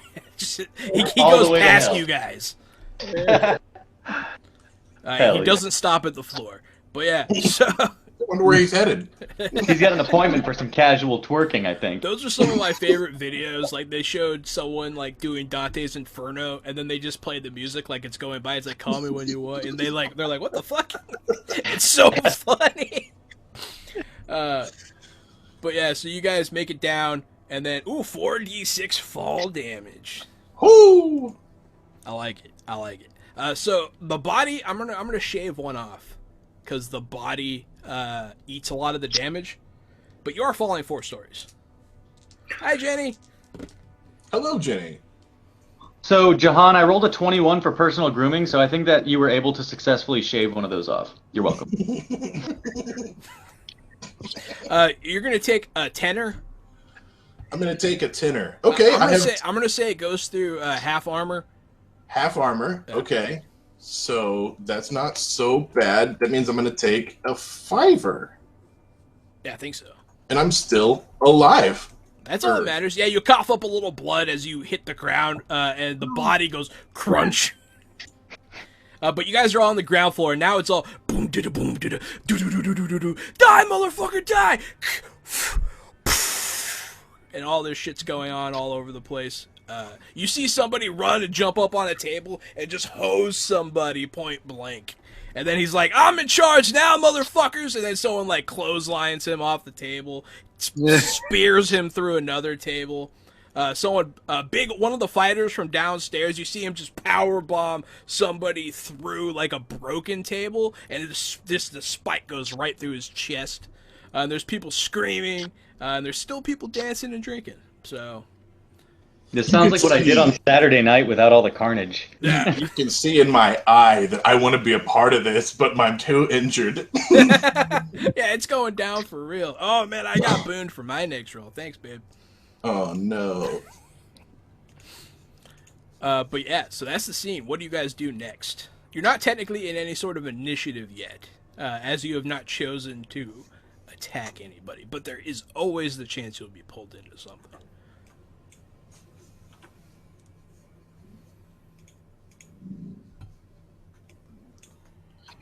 I'm sorry. I was making sure my health was right. Oh, you're good. I'm going to try to just get out the front door, but use Buck Nasty's body as a human shield with all these bullets. Yeah, I want to jump into like a funky town sort of conga line with Montana and the corpse and run straight behind him. I do want to go ahead and switch my heavy pistol for my katana just in case the shit hits a fan, though. Absolutely. We'll say someone even like lunges at you and you parry him. He's probably drunk. And you guys get into the mix a little bit, but I just really need to know if you were going to get involved or not. But you don't, so you guys can make it out because people are too busy to deal with you. That EMP really did a number on this place. But you guys are out front, and there are people. You see people running to their cars, peeling out. There's a couple dead bodies out here. You see the bouncer from earlier. He's dead on the ground. You see another guy. His arm's broken, and he's like holding. He's like, "Oh, motherfucker!" And he's like hiding behind a car. I am going to reach into Buck Nasty's pockets. Okay. Are his keys in his pocket? Yeah. Yeah, hell yeah! Now we have a car. I'm going to pull his keys out. It's got a fuzzy purple ball as the keychain, and it says "nasty" on it. I'm going to hit the unlock button and the lock button and the unlock button and the lock button so we can hear it beeping back and forth and find out where it's parked. Every time you do it, it plays WAP by Cardi B. Yeah, we let it play out every single time also. And then we take one more step and look for it. It's like WAP, WAP, WAP. So I'm gonna take out my phone and send a text to Jamila and Yellow Jacket, and it just says "follow the WAP." Gross. It would lead them back to the Nasty Palace. Yeah, they'll stay right where they are. There's plenty going on in there. They wind up right outside the blast chamber. So you see, like, the VIP parking. You see a car that looks like it's capable of flight. And it looks kind of like a purple stretch limo. Oh, I wish Levi was here for this. He'd be losing it. Technically, he is here. He's not far. I'm glad he's here for this. That's what we were saying. We're glad he's here to drive this. Super happy. NPC Levi. As I throw him the keys. Oh, thanks, Montana. Yes! I don't want to mimic his accent because I'm worried it'll become insensitive. Yeah, I understand that. So, Leighton's very Jewish, and his character is very Jewish. His character was very Jewish by design, and I don't want to do an impression of that. So yeah, he'll catch the keys and he'll pop in the front, and it's an experience, man. You guys all get in. Yes, with Buck Nasty's corpse, I thump it into the back of the limo. Yeah, I'm gonna kind of give Montana a look and then take Buck Nasty out and then set him up in the back seat and then put his seatbelt on and the whole nine. Absolutely. So you have this putrefying mutant corpse of Buck Nasty, and Levi starts up the car and plugs in, and then that's when there's a guy on your hood, a Maelstrom guy, with a gun, and he's about to open fire. Then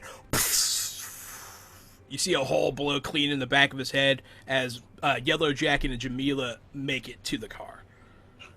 Nice. They followed the WAP. They followed the WAP. Yellow Jacket, actually, I followed your agent's signal. But yeah, so you guys get in. As soon as the car starts up, some lights start going off in the back seat, a smoke machine activates, a bunch of music starts playing, and a panel opens up with a cybernetic stripper. What kind of smoke comes out of the smoke dancing. machine? Huh? What kind of smoke comes out of the smoke machine? Like the normal smoke machine type stuff. Okay, it's not like fogging up the car with that. No, not yet. But as a slow revolution comes up from the floor as a solid 1 foot purple top hat shaped bong, fully loaded, pulls up. There's alcohol. It's nuts in here. It is a monument to opulence and what's the word? Hedonism. Yes. I look at everybody and say, the department can't afford drug and alcohol tests anymore. And I grab a bottle of whiskey and pop the top off and start swigging.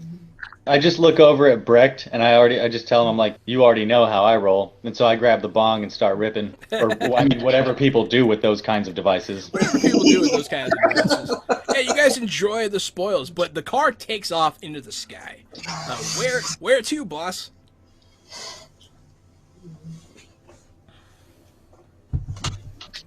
Yeah. Where you guys want to go? Well, shit, that's a great question. Yeah. Well, I mean, I guess what information do we have? Oh, I mean, Bug Nasty said it doesn't end with me. I'm turning this body over for evidence. First things first. Yeah, I'm wondering actually if before we take him to the cops, if you want to take him to Orion Pharmaceuticals and figure out just exactly what he took. I owe you guys one for the EMP trip. Sure, we'll take him back to Orion this time. You have my word, we'll get him back to the precinct as soon as we're done, Montana. Great. So you guys want to go to Orion? Mm-hmm. I'm going to go ahead and pull out my agent, and I'm going to snap a picture of Buck Nasty sitting all politely in the limousine and clearly dead, and send it to Liz Tobin and tell her that our ETA is about 25 minutes or whatever the game master thinks it'll be. She'll message you back. Isn't that lovely? I'll have everything ready for you when you get back. I'm going to go ahead and text her again to that. Lovely, accept the stench. Please have a tarp ready. Of course, sir. As you guys fly around, there's a couple other flying cars, but they are not common. This limo was expensive. But Levite brings it into a landing, however high. It's like a 30-story building. He lands on top of the beautiful Orion building. It's Nero's Palace. Nero's Palace. Nero's Palace. Maybe. I'm sure. I've heard the name. I don't get the reference, though. But maybe. But yeah, so he lands it on the roof. Orion does have flying vehicle access. And there will be a crew up there waiting for you. Great. Yeah, I'm going to step out of the car, undo his seatbelt, hold him by the hand, and then just start walking away as if he's going to follow me and just have him slump out of the vehicle. Yeah, absolutely.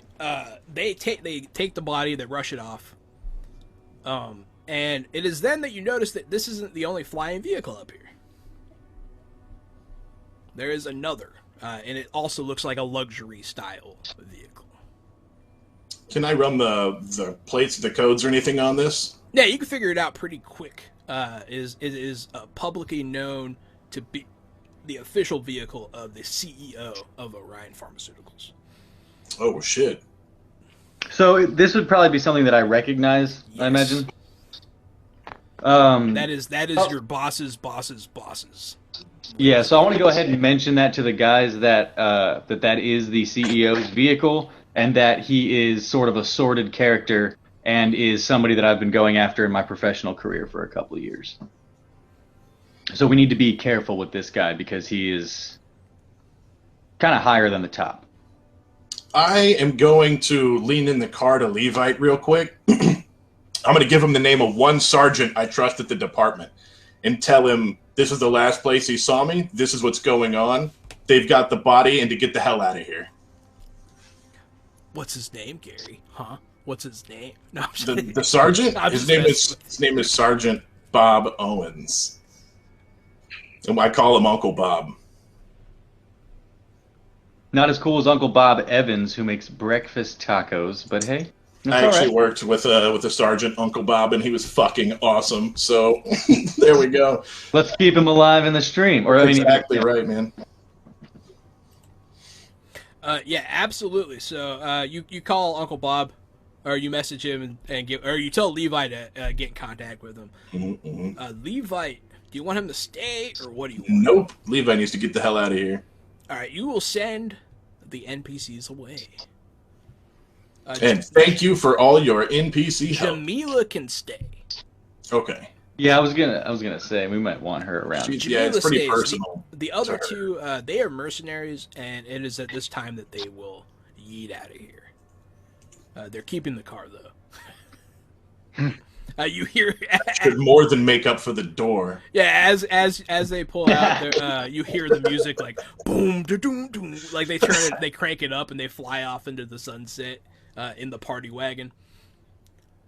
But yes, you guys are on the 30th story of the Orion building. And what would you like to do now, 3 1/3? The wind is blowing. Any of you, really. Well, I'd like to. I don't think that I have the skill set for it, but I would like it if we could put some sort of tracker on the CEO's vehicle, but sort of in our group, separately from Liz Tobin and other people at Orion, because I'm suddenly realizing that maybe I can't trust everybody as much as I thought I could. You know what's funny about that? We did kill the scientist who I had shot the tracker onto, and Brecht went through his dead body. He did. I would absolutely be okay with him having retrieved that tracker, actually. Nice. Can we attach that to the CEO's douchemobile? Yes. Great. I want to do that then. Absolutely. Yeah, you attach the tracker to the douchemobile. The tracker's all fucking bloody and gory from being inside of a human a few minutes ago. Mr. Kevin Romero is blessed once again. Booned, rather. Hey, thank you, thank you. Xavier. Thank you, Xavier. He's been blessed since the day he was born, though. Oh, there you go. Look at that bone structure. Too bad about that jawline. Yeah, really. But yeah, so you guys are here. You guys are at the Orion building. You put a tracker on this car. What else would you like to do? You have full access to your offices, pretty much any facility in here, except for like the penthouse area. Any facility. Can we go see a fucking doctor 3 1/3? Yeah, I need to definitely check in with the medical specialist because I'm in a bad way. And I also want to make sure, I don't want to necessarily detox and lose my buffs, but I want to make sure that I'm not going to get like tachycardia or something from this mutagen that I shot. Absolutely. You are mutated. And when Liz sees you, she'll notice. She'll be like, oh my god. But she will have, there is a doctor available. Cool. Yeah, I want to go ahead and I'm going to motion to the doctor to come and take a look at Montana and just stand by and wait. I'm going to kind of nudge Liz and tell her to go keep an eye on the toxicology situation with the corpse and let me know how it comes back. Hold on, Doc. I'm afraid if you peel this armor off, my guts will fall out the front. The doctor, she seems very young, but she's also very competent. She has a lot of obvious augments on her head, various plugs. Both of her eyes are very clearly cybernetic. And she uses it to explore your wounds with various camera-like devices. But she does fix you guys up quite a bit. I'll let you know eventually how much. Okay. Word. I need to go look in the trauma and healing section. But you guys are patched up now, officially. It doesn't take more than like 25 minutes. Have they returned a verdict on the corpse yet? You haven't heard anything from them. Gotcha. Well, I want to look over at Montana and be like, well, this looks like it's going to take longer than I thought it would. You know, all the red tape surrounding corporations. Maybe you want to call your guys for a pickup over at this location. I'll let everybody know that they're coming if you want. Sure. Cool. I'm going to shoot a message to Liz and let her know that the 5-0's coming to retrieve the body. She's there. She never left. Oh, my bad. Sir, the CEO is with the body. Interesting. Thank you for that information. I want to look back at Montana and Brecht and be like, that's not a good sign. We should get going. Lead the way. So I want to head down to where they're keeping the body. But I don't want to enter the room yet. Absolutely. You guys pass through several levels that you don't normally go to, and then you hit the research level. It's one of the largest levels. Because the building kind of gets bulbous and grows towards the top. And it is here that you find the lab in one of the largest levels. And there's a lot of security here. You see security guards. You see robots. You see gun turrets. You see check-ins. You see scanners, all that stuff. But you are allowed access here. Cool. Yeah, I want to just pull my credentials out, which I would imagine are stamped into the hilt of my katana because everyone at Orion knows me as the katana-wielding sociopath. I'm going to pull that katana and scan it. And just kind of glance at the guards and everything as they, I imagine, acknowledge me with some sort of reverence. right? Yeah, no, they'll be like, "Oh, yes, sir," right away, and they'll let you through. They don't All give of you it. any shit. Okay, cool. So It's yeah, I one want of to the go benefits ahead of, and being a corpo. I want to locate where this body's at, and I want to try to get close to it to see. First of all, is it in a separate room? Can I see the CEO? Anything like that? So as you walk through the halls, you'll see all kinds of stuff going on. You see various research rooms with the rodents and all that kind of stuff. You know, where they're making little cybernetic mice. They're injecting them with stuff. Then you see some human testing areas where some volunteers are taking various things. You'll see them inject somebody, their hair color will change. You'll see stuff like that. You'll see someone who's obviously a cancer patient visibly show signs of improvement as after just the first injection. You know, they're doing good work here. They're working some miracles, and then they're working, obviously, stuff to make money. The body's not here. The body is at the back, in a restricted area. Hi, Colorfly! Hello. Interesting. Now, is that restricted to my level of security clearance as well? So they are going to be like, sir, your access is restricted. Or authorized access only, he'll say. He'll actually stop you.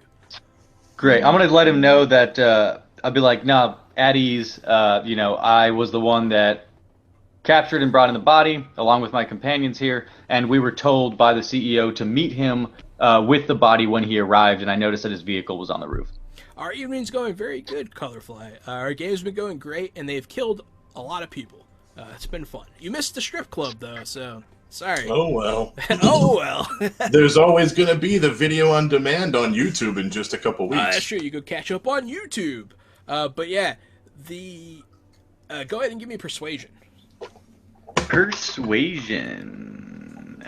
Congrats. Thank you, Colorfly. Are you guys streaming later tonight? I think they were streaming earlier. They might have streamed earlier. Mm-hmm. Oh, so my persuasion's zeroed out, though. I don't have a number. Never mind. I've got it. Oh, shit. Sorry, I hit another thing. I critical failed on the persuasion, though. You are booned. Ooh. Does that mean I can re-persuade? Yeah. Re-persuade. Not tonight. We'll try to raid you tomorrow then, Colorfly. Oh, persuasion room. Yeah, you got booned by, thank you, Xavier, for helping them gain access. And be like, oh, sir, I had no idea. I'm sorry. I didn't know you were involved in this project. I thought you were working on that other thing. He doesn't know that they're connected. But I want to just look at him and be like, it's a large corporation. Mistakes happen. I appreciate it. Yeah, absolutely, sir. And he'll step out of the way. He's a big guy wearing his suit. He looks like a member of Secret Service. But he will open the door for you. I'll stop and look him up and down in my tattered duct tape armor that's basically falling apart now, and say, nice suit, and then walk inside. I'd be like, thank you. But yeah, so as you enter this restricted area, you are going to see. So it's a round room, glass paneling all around it. There is the specimen tank with the body on the gurney underneath the lights. And there are several people in this room. Duct tape does fix everything. Doesn't fix dead bodies, though. I've tried. Not in real life, obviously. Oh, well, that's your problem. That's the problem right there. You got to try it in real life? Okay. Yeah, I mean, it's not going to make the body come alive again, but you can still fix it. Oh, that's Put fair. it together. That's fair. That's fair. It would hold a body together. But yeah, in there you see the CEO. He has a right hand kind of looking bodyguard person with him. It is a man who has a katana strapped to his side. He's kind of holding it by the hilt with his thumb on it. He looks ready to go. And he also, you could tell, is concealing a gun underneath his suit jacket. And then he has another assistant. It is a female. Sorry for... This isn't how gender roles work. This is just the situation right now. Uh-oh. You know what? Fuck it. The CEO is now a woman. Oh, no! And the assistant is the man. And the bodyguard is also a woman. So, Good ha-ha! God. We're going to flip it on its ear. I no longer tell him nice suit. Oh, no, not that bodyguard. I do still tell him nice There suit. you go. There we go. We fixed it. We're going to beat this sexism thing. All right. So she's in there watching the specimen. And you guys, she's outside the specimen tank on the other side of the glass. Inside the glass, there is a man who you know is Dr. Malfurion, and then an assistant of some kind. So I want to. This is gonna look like a joke roll. That's why I'm giving you the disclaimer here. I legitimately have a high lip reading skill. Can I go ahead and lip read these fools? You do have a high lip. You can't lip read the doctors because they're wearing masks. You can lip read the CEO and her assistant. Yeah, that's exactly who I wanted to go for. Let's read some lips. Oh my god. How do you get some Taco with a Bell? plus fucking 14, man? It's a 14. You look in there and you see them arguing about whether or not Taco Bell has a shrimp taco on their menu. Taco Bell definitely has a shrimp taco. No, it doesn't. I just went to Taco Bell and it doesn't have a shrimp taco on the menu. Yeah, I really wish that you wouldn't have brought that up because this is a real life debate, and I have actually eaten not only a shrimp taco but also a shrimp burrito and a shrimp chalupa from a Taco Bell. I feel like and it is a regional. It's a regional thing that they had brought. Shrimp quesadillas. But yes, the doctors Man, are wearing you've masks. eaten a lot of CEO, shrimp however, from Taco is Bell. not. But yeah, with that lip reading score, you think they're talking about shrimp tacos at Taco Bell. Well, I want to relay that information. I'm going to relay that information to my team anyway, but let them know that the mutation drug that I took may be throwing off my vision a little bit. Yes. I'll say no. I don't think Taco Bells have shrimp tacos. It is at this point, so you can kind of see what they're doing. They are extracting tissue samples. They're putting them in specimens. They have a whole table of specimens they're extracting from this body. One of the things that's worrying to you, though, is they have him hooked up to some strange machines that you wouldn't expect for an autopsy. He is hooked up to, you see a blood bag that you realize is going the wrong direction for specimen extraction. And you see a heart monitor and that kind of thing. And you see that they have repaired his head a little bit. He's like bandaged up. And then you see, after they're done taking these samples, they begin to attempt to resuscitate him. No. He is, however, strapped to the table. So you're getting kind of mixed signals here. You don't know why they're doing it. The CEO, Miss Orion, is smiling and like talking back and forth with her assistant. She looks very invested in what's happening back there. About the Taco Bell things? about what's going on the table. Maybe when he gets back, maybe when he's alive, he'll want Taco Bell. You're like, that can't be what they're saying. We checked his file, and his file says he loves the shrimp quesadillas at Taco Bell. Oh, I just saw Fuck, that can't be what they're talking about. I just saw the duct tape backpack thing. That's funny. Yeah, I used to make stuff out of duct tape all the time, like bags and stuff, just to see if I could. You have a wallet in the other room, actually. I didn't make it, but... Duct tape wallet, yeah. Duct tape wallet's classic. No one also, wants when you're Taco camping, Bell. when you're camping, you can tape duct tape over like a log, and then it won't stick right, so you can pull it off and make a cup so you don't die in the woods. You're welcome. We were supposed to make these cars for a science class thing, and out of like bottles, and I used a lot of duct tape, and I made it look like a duck. So it was a duct tape car. Hell yeah! It didn't work. That's pretty gangster. Because That's why you're creating the world we live in, because you're creative. I'm a creative type. Duct tape saves lives. But yes, so that's what's going on. You're free to observe, but you can also do whatever you want. Well, we got some clearance into the room, so I think maybe we shouldn't rock the boat, and I'll relay that to the other guys. But obviously, I'm not your keeper. You're a grown man. You can do what you want. You are allowed to go in the room that the CEO is in. Right. Yeah. I don't really see any other options, so I suppose maybe I'll do that. I don't. I'll follow him in. I'll follow as well. You guys all go in, and the conversation kind of stops. They look up. Good afternoon, 3 1/3, she'll say. Good afternoon, Madam Orion.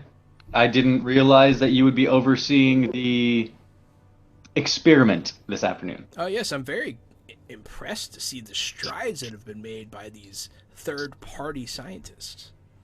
Well, you're very welcome, ma'am. Let me take this moment to introduce you to some of my associates. This is Montana Jack Calloway and Brecht, the artist. Thanks, Spotty. We appreciate it. We all have lovely radio voices, guys. All right. I also have a That's face what for we're radio. hoping for. I definitely have a face for radio.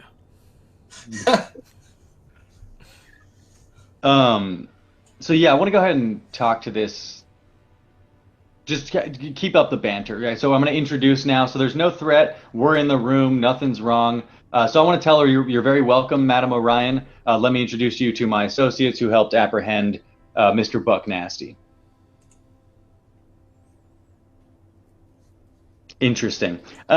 She'll nod. So we arrived a little bit late. My apologies. We were taking a vehicle to be inspected for damage. Can you catch us up on what you've discovered so far? Liz told me that you were waiting. She'll look at her assistant and nod. She'll be like, well, it seems that the body has some pretty incredible potentials for the medical field. We're trying to find out now if, even after taking so much damage, it can be resuscitated. And what have you found so far? Does it look like you can bring him back? He'll look and he'll be like, the jury's still out on that one. I don't think resuscitating this man is a great idea. Miss Orion will speak up. Damage. Yeah, no, he's very damaged. Very damaged. He's got, because Gary blew him up. So.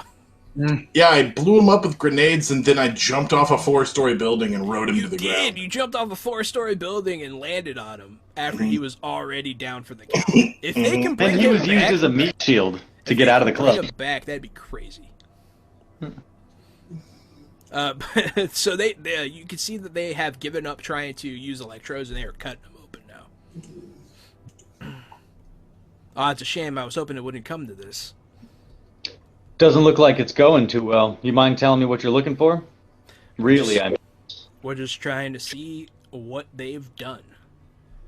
Who's She'll that? give you a curious look. She'll be like, did you get taller? Honestly, you're surprised she's so familiar with you. But, yeah. I will just simply return her gaze and say, no, Madam Orion, I did not. She'll whisper something in her associate's ear. Don't make me pull that lip. Give me, goddamn, come on. You can, motherfucker. yeah. No, actually, I'm giving you opportunities to use it. Let me see it. She's like, I'm getting really hungry. She's like, it's shrimp, but only on the tacos. She says, If you get it supreme, it means it comes with sour cream and tomatoes. Fucking, that's truth, too. That's truth. You see her whisper in his ear. Pull up his file.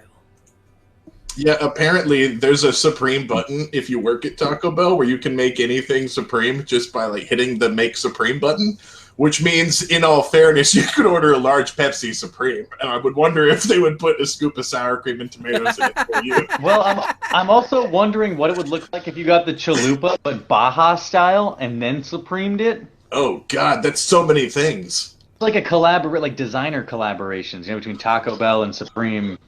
The Baja Supreme. Yeah, speaking of Sounds like a pieces- race. Speaking of pieces, Colorfly, yeah, they are cutting him up now, and they remove. You see them remove his heart. I want to go ahead and mention to Madam Orion. I'm just going to go ahead and pull my agent out with my file up, and I'm just going to hand her directly the phone. I'll be like, look, none of us have anything to hide. You should feel the same way.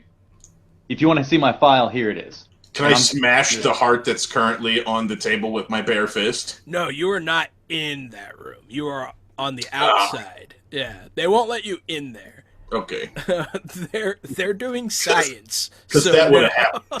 That would have definitely happened. No, he puts it in a scale. You can see that they're weighing it. And they're taking notes, that kind of thing. Every now and again, you can hear them over the intercom be like, and they'll say numbers and be like, it's like 10-pound heart, you know, stuff like that. Yeah, it's really big. It's like this big.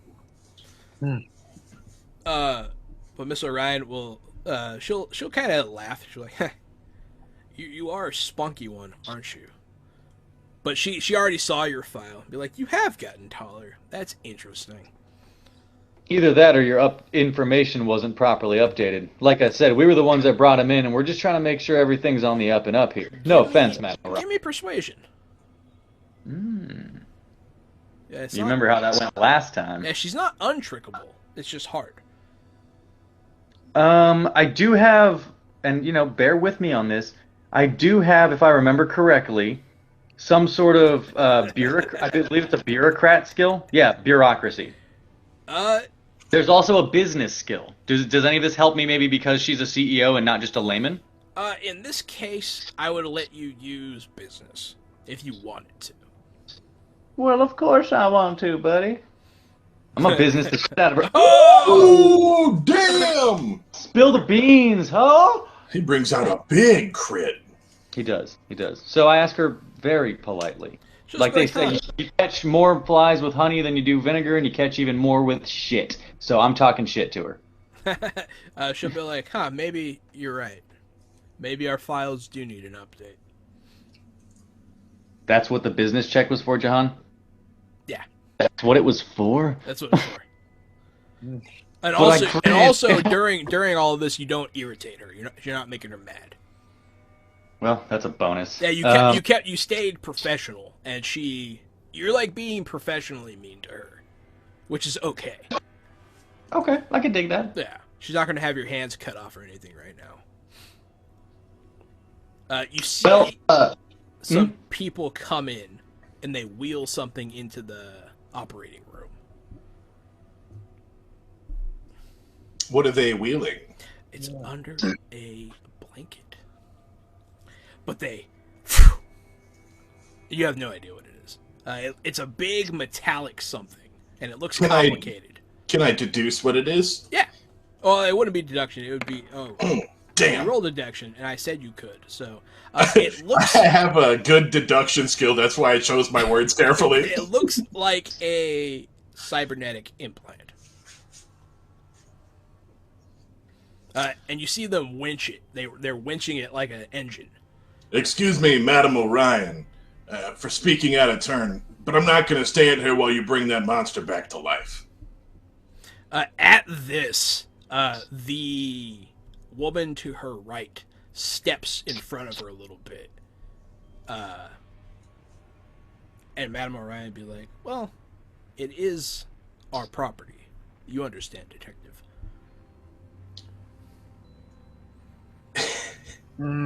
Actually, it's our property, and we're having you run some tests on it. No, I don't want to say that to her. I look out the window. I look out the window from here, and look back at the bodyguard who stepped up and say, "It's a long fall." And I grab her by the collar and run towards the window. She is going to resist this. We are going to roll a brawl check here. Hell yeah, Montana. Crit! Come on! Yes! Get after it! Yeah, you slam her into the window, man. Which window? No, the one that's going to fall like 50 stories into the street. Oh, okay. Yeah, so there are no exterior windows where you're... Oh, son of a bitch! Oh. But you can slam her into the operating room. Did his crit allow him to slam her into an external wall with such force that she would go through it? I would say yes, but this facility, you're in like a secure area that is resistant to such penetration. So You can't throw her through something, though. You have her. You grab her by the collar. Yeah, I'll throw her straight through the glass through the operating room then. Because she critically failed, so... she definitely goes through the glass. You throw her through the glass. And as this happens, they're lowering the cybernetic I look back implant. again and apologize to Miss Orion. Sorry about your window. And then go after her. So a button, some alarm goes off as security swoops in. There are people on the outside of this room looking in. They're now in the holding area where you guys were before you entered the inner chamber. So it's Huh? I'm sorry. I'm sorry. I want next chance I get to. I want to grab the CEO if I can and try to take her hostage. Absolutely. So as we start this, there's security outside here, looking in. Many people. You even see a gun turret pop down from the ceiling. And at that, we're gonna have to pick this up for our final episode of our 10-shot Cyberpunk game. Next week, Wednesday, 8 o'clock Central till 11 o'clock. So thank you so much, everybody, for stopping in, for saying hi, for participating, using our Boon and Dune system. Thank you for sharing and liking. It's been a great stream. Couldn't have done it without you guys. Tomorrow, we start our session 1 of The Expanse by Green Ronin Entertainment. The cast is Gary, Matthew, Alicia, and Leighton. So all of them are going to be here. And then after this game is over, we are going to be starting Deadlands. So not next Wednesday, but the Wednesday after that will be our session 0 for Deadlands by Savage Worlds. And that's going to be fun. It is a Wild West meets magic and undead and crazy stuff like that. Yeah, they call it the Weird Wild West. It's the Weird Wild West, which is actually its own like subgenre that some of you might be familiar with. But it Skeletal horses. Skeletal horse. Yeah, it's going to have warlocks and demons and undead. Oh my. Magical 6-shooters. And I already have a character in mind too. I think I'm going to play like a barbarian type of old prospector whose daughter was killed, or she died of disease while they were traveling west. And then recently, in these past couple of years, his wife was killed by a bear. And then he killed the bear with his bare hands. So now he wears the bear head, and he's got like a big bear claw maul all over him. But he's kind of an unsteady type. He comes up from the hills, and he just comes down when people need help in the city. That's a little preview for you guys of what you have in store after Cyberpunk, which we'll still have our friend Kevin Romero and our friend Matthew, and it will be a hoot and a half. Tune in tomorrow, tune in Friday, and make sure to go follow our friends DFube. It's DFUBE, and his lovely wife, Colorfly Girl, who is in the chat right now. So glad you guys could come support us. Shout out to my friends. They do excellent board game content. It's the best board game content on Twitch, in my opinion. No, not underscore. No underscore. No underscore? The first spelling was correct. Yes. Follow us on all of our social medias. Thank you so much, everyone. Tell DFoob we say hi. Tell Fadi we say hi. And bye, Vampire. Bye, thanks for stopping in. As always, Xavier. And for the first time, I believe, Capricious Nature. I hope you enjoyed the show. And we got to watch everyone die next week. So have a great night, everybody. Thank you.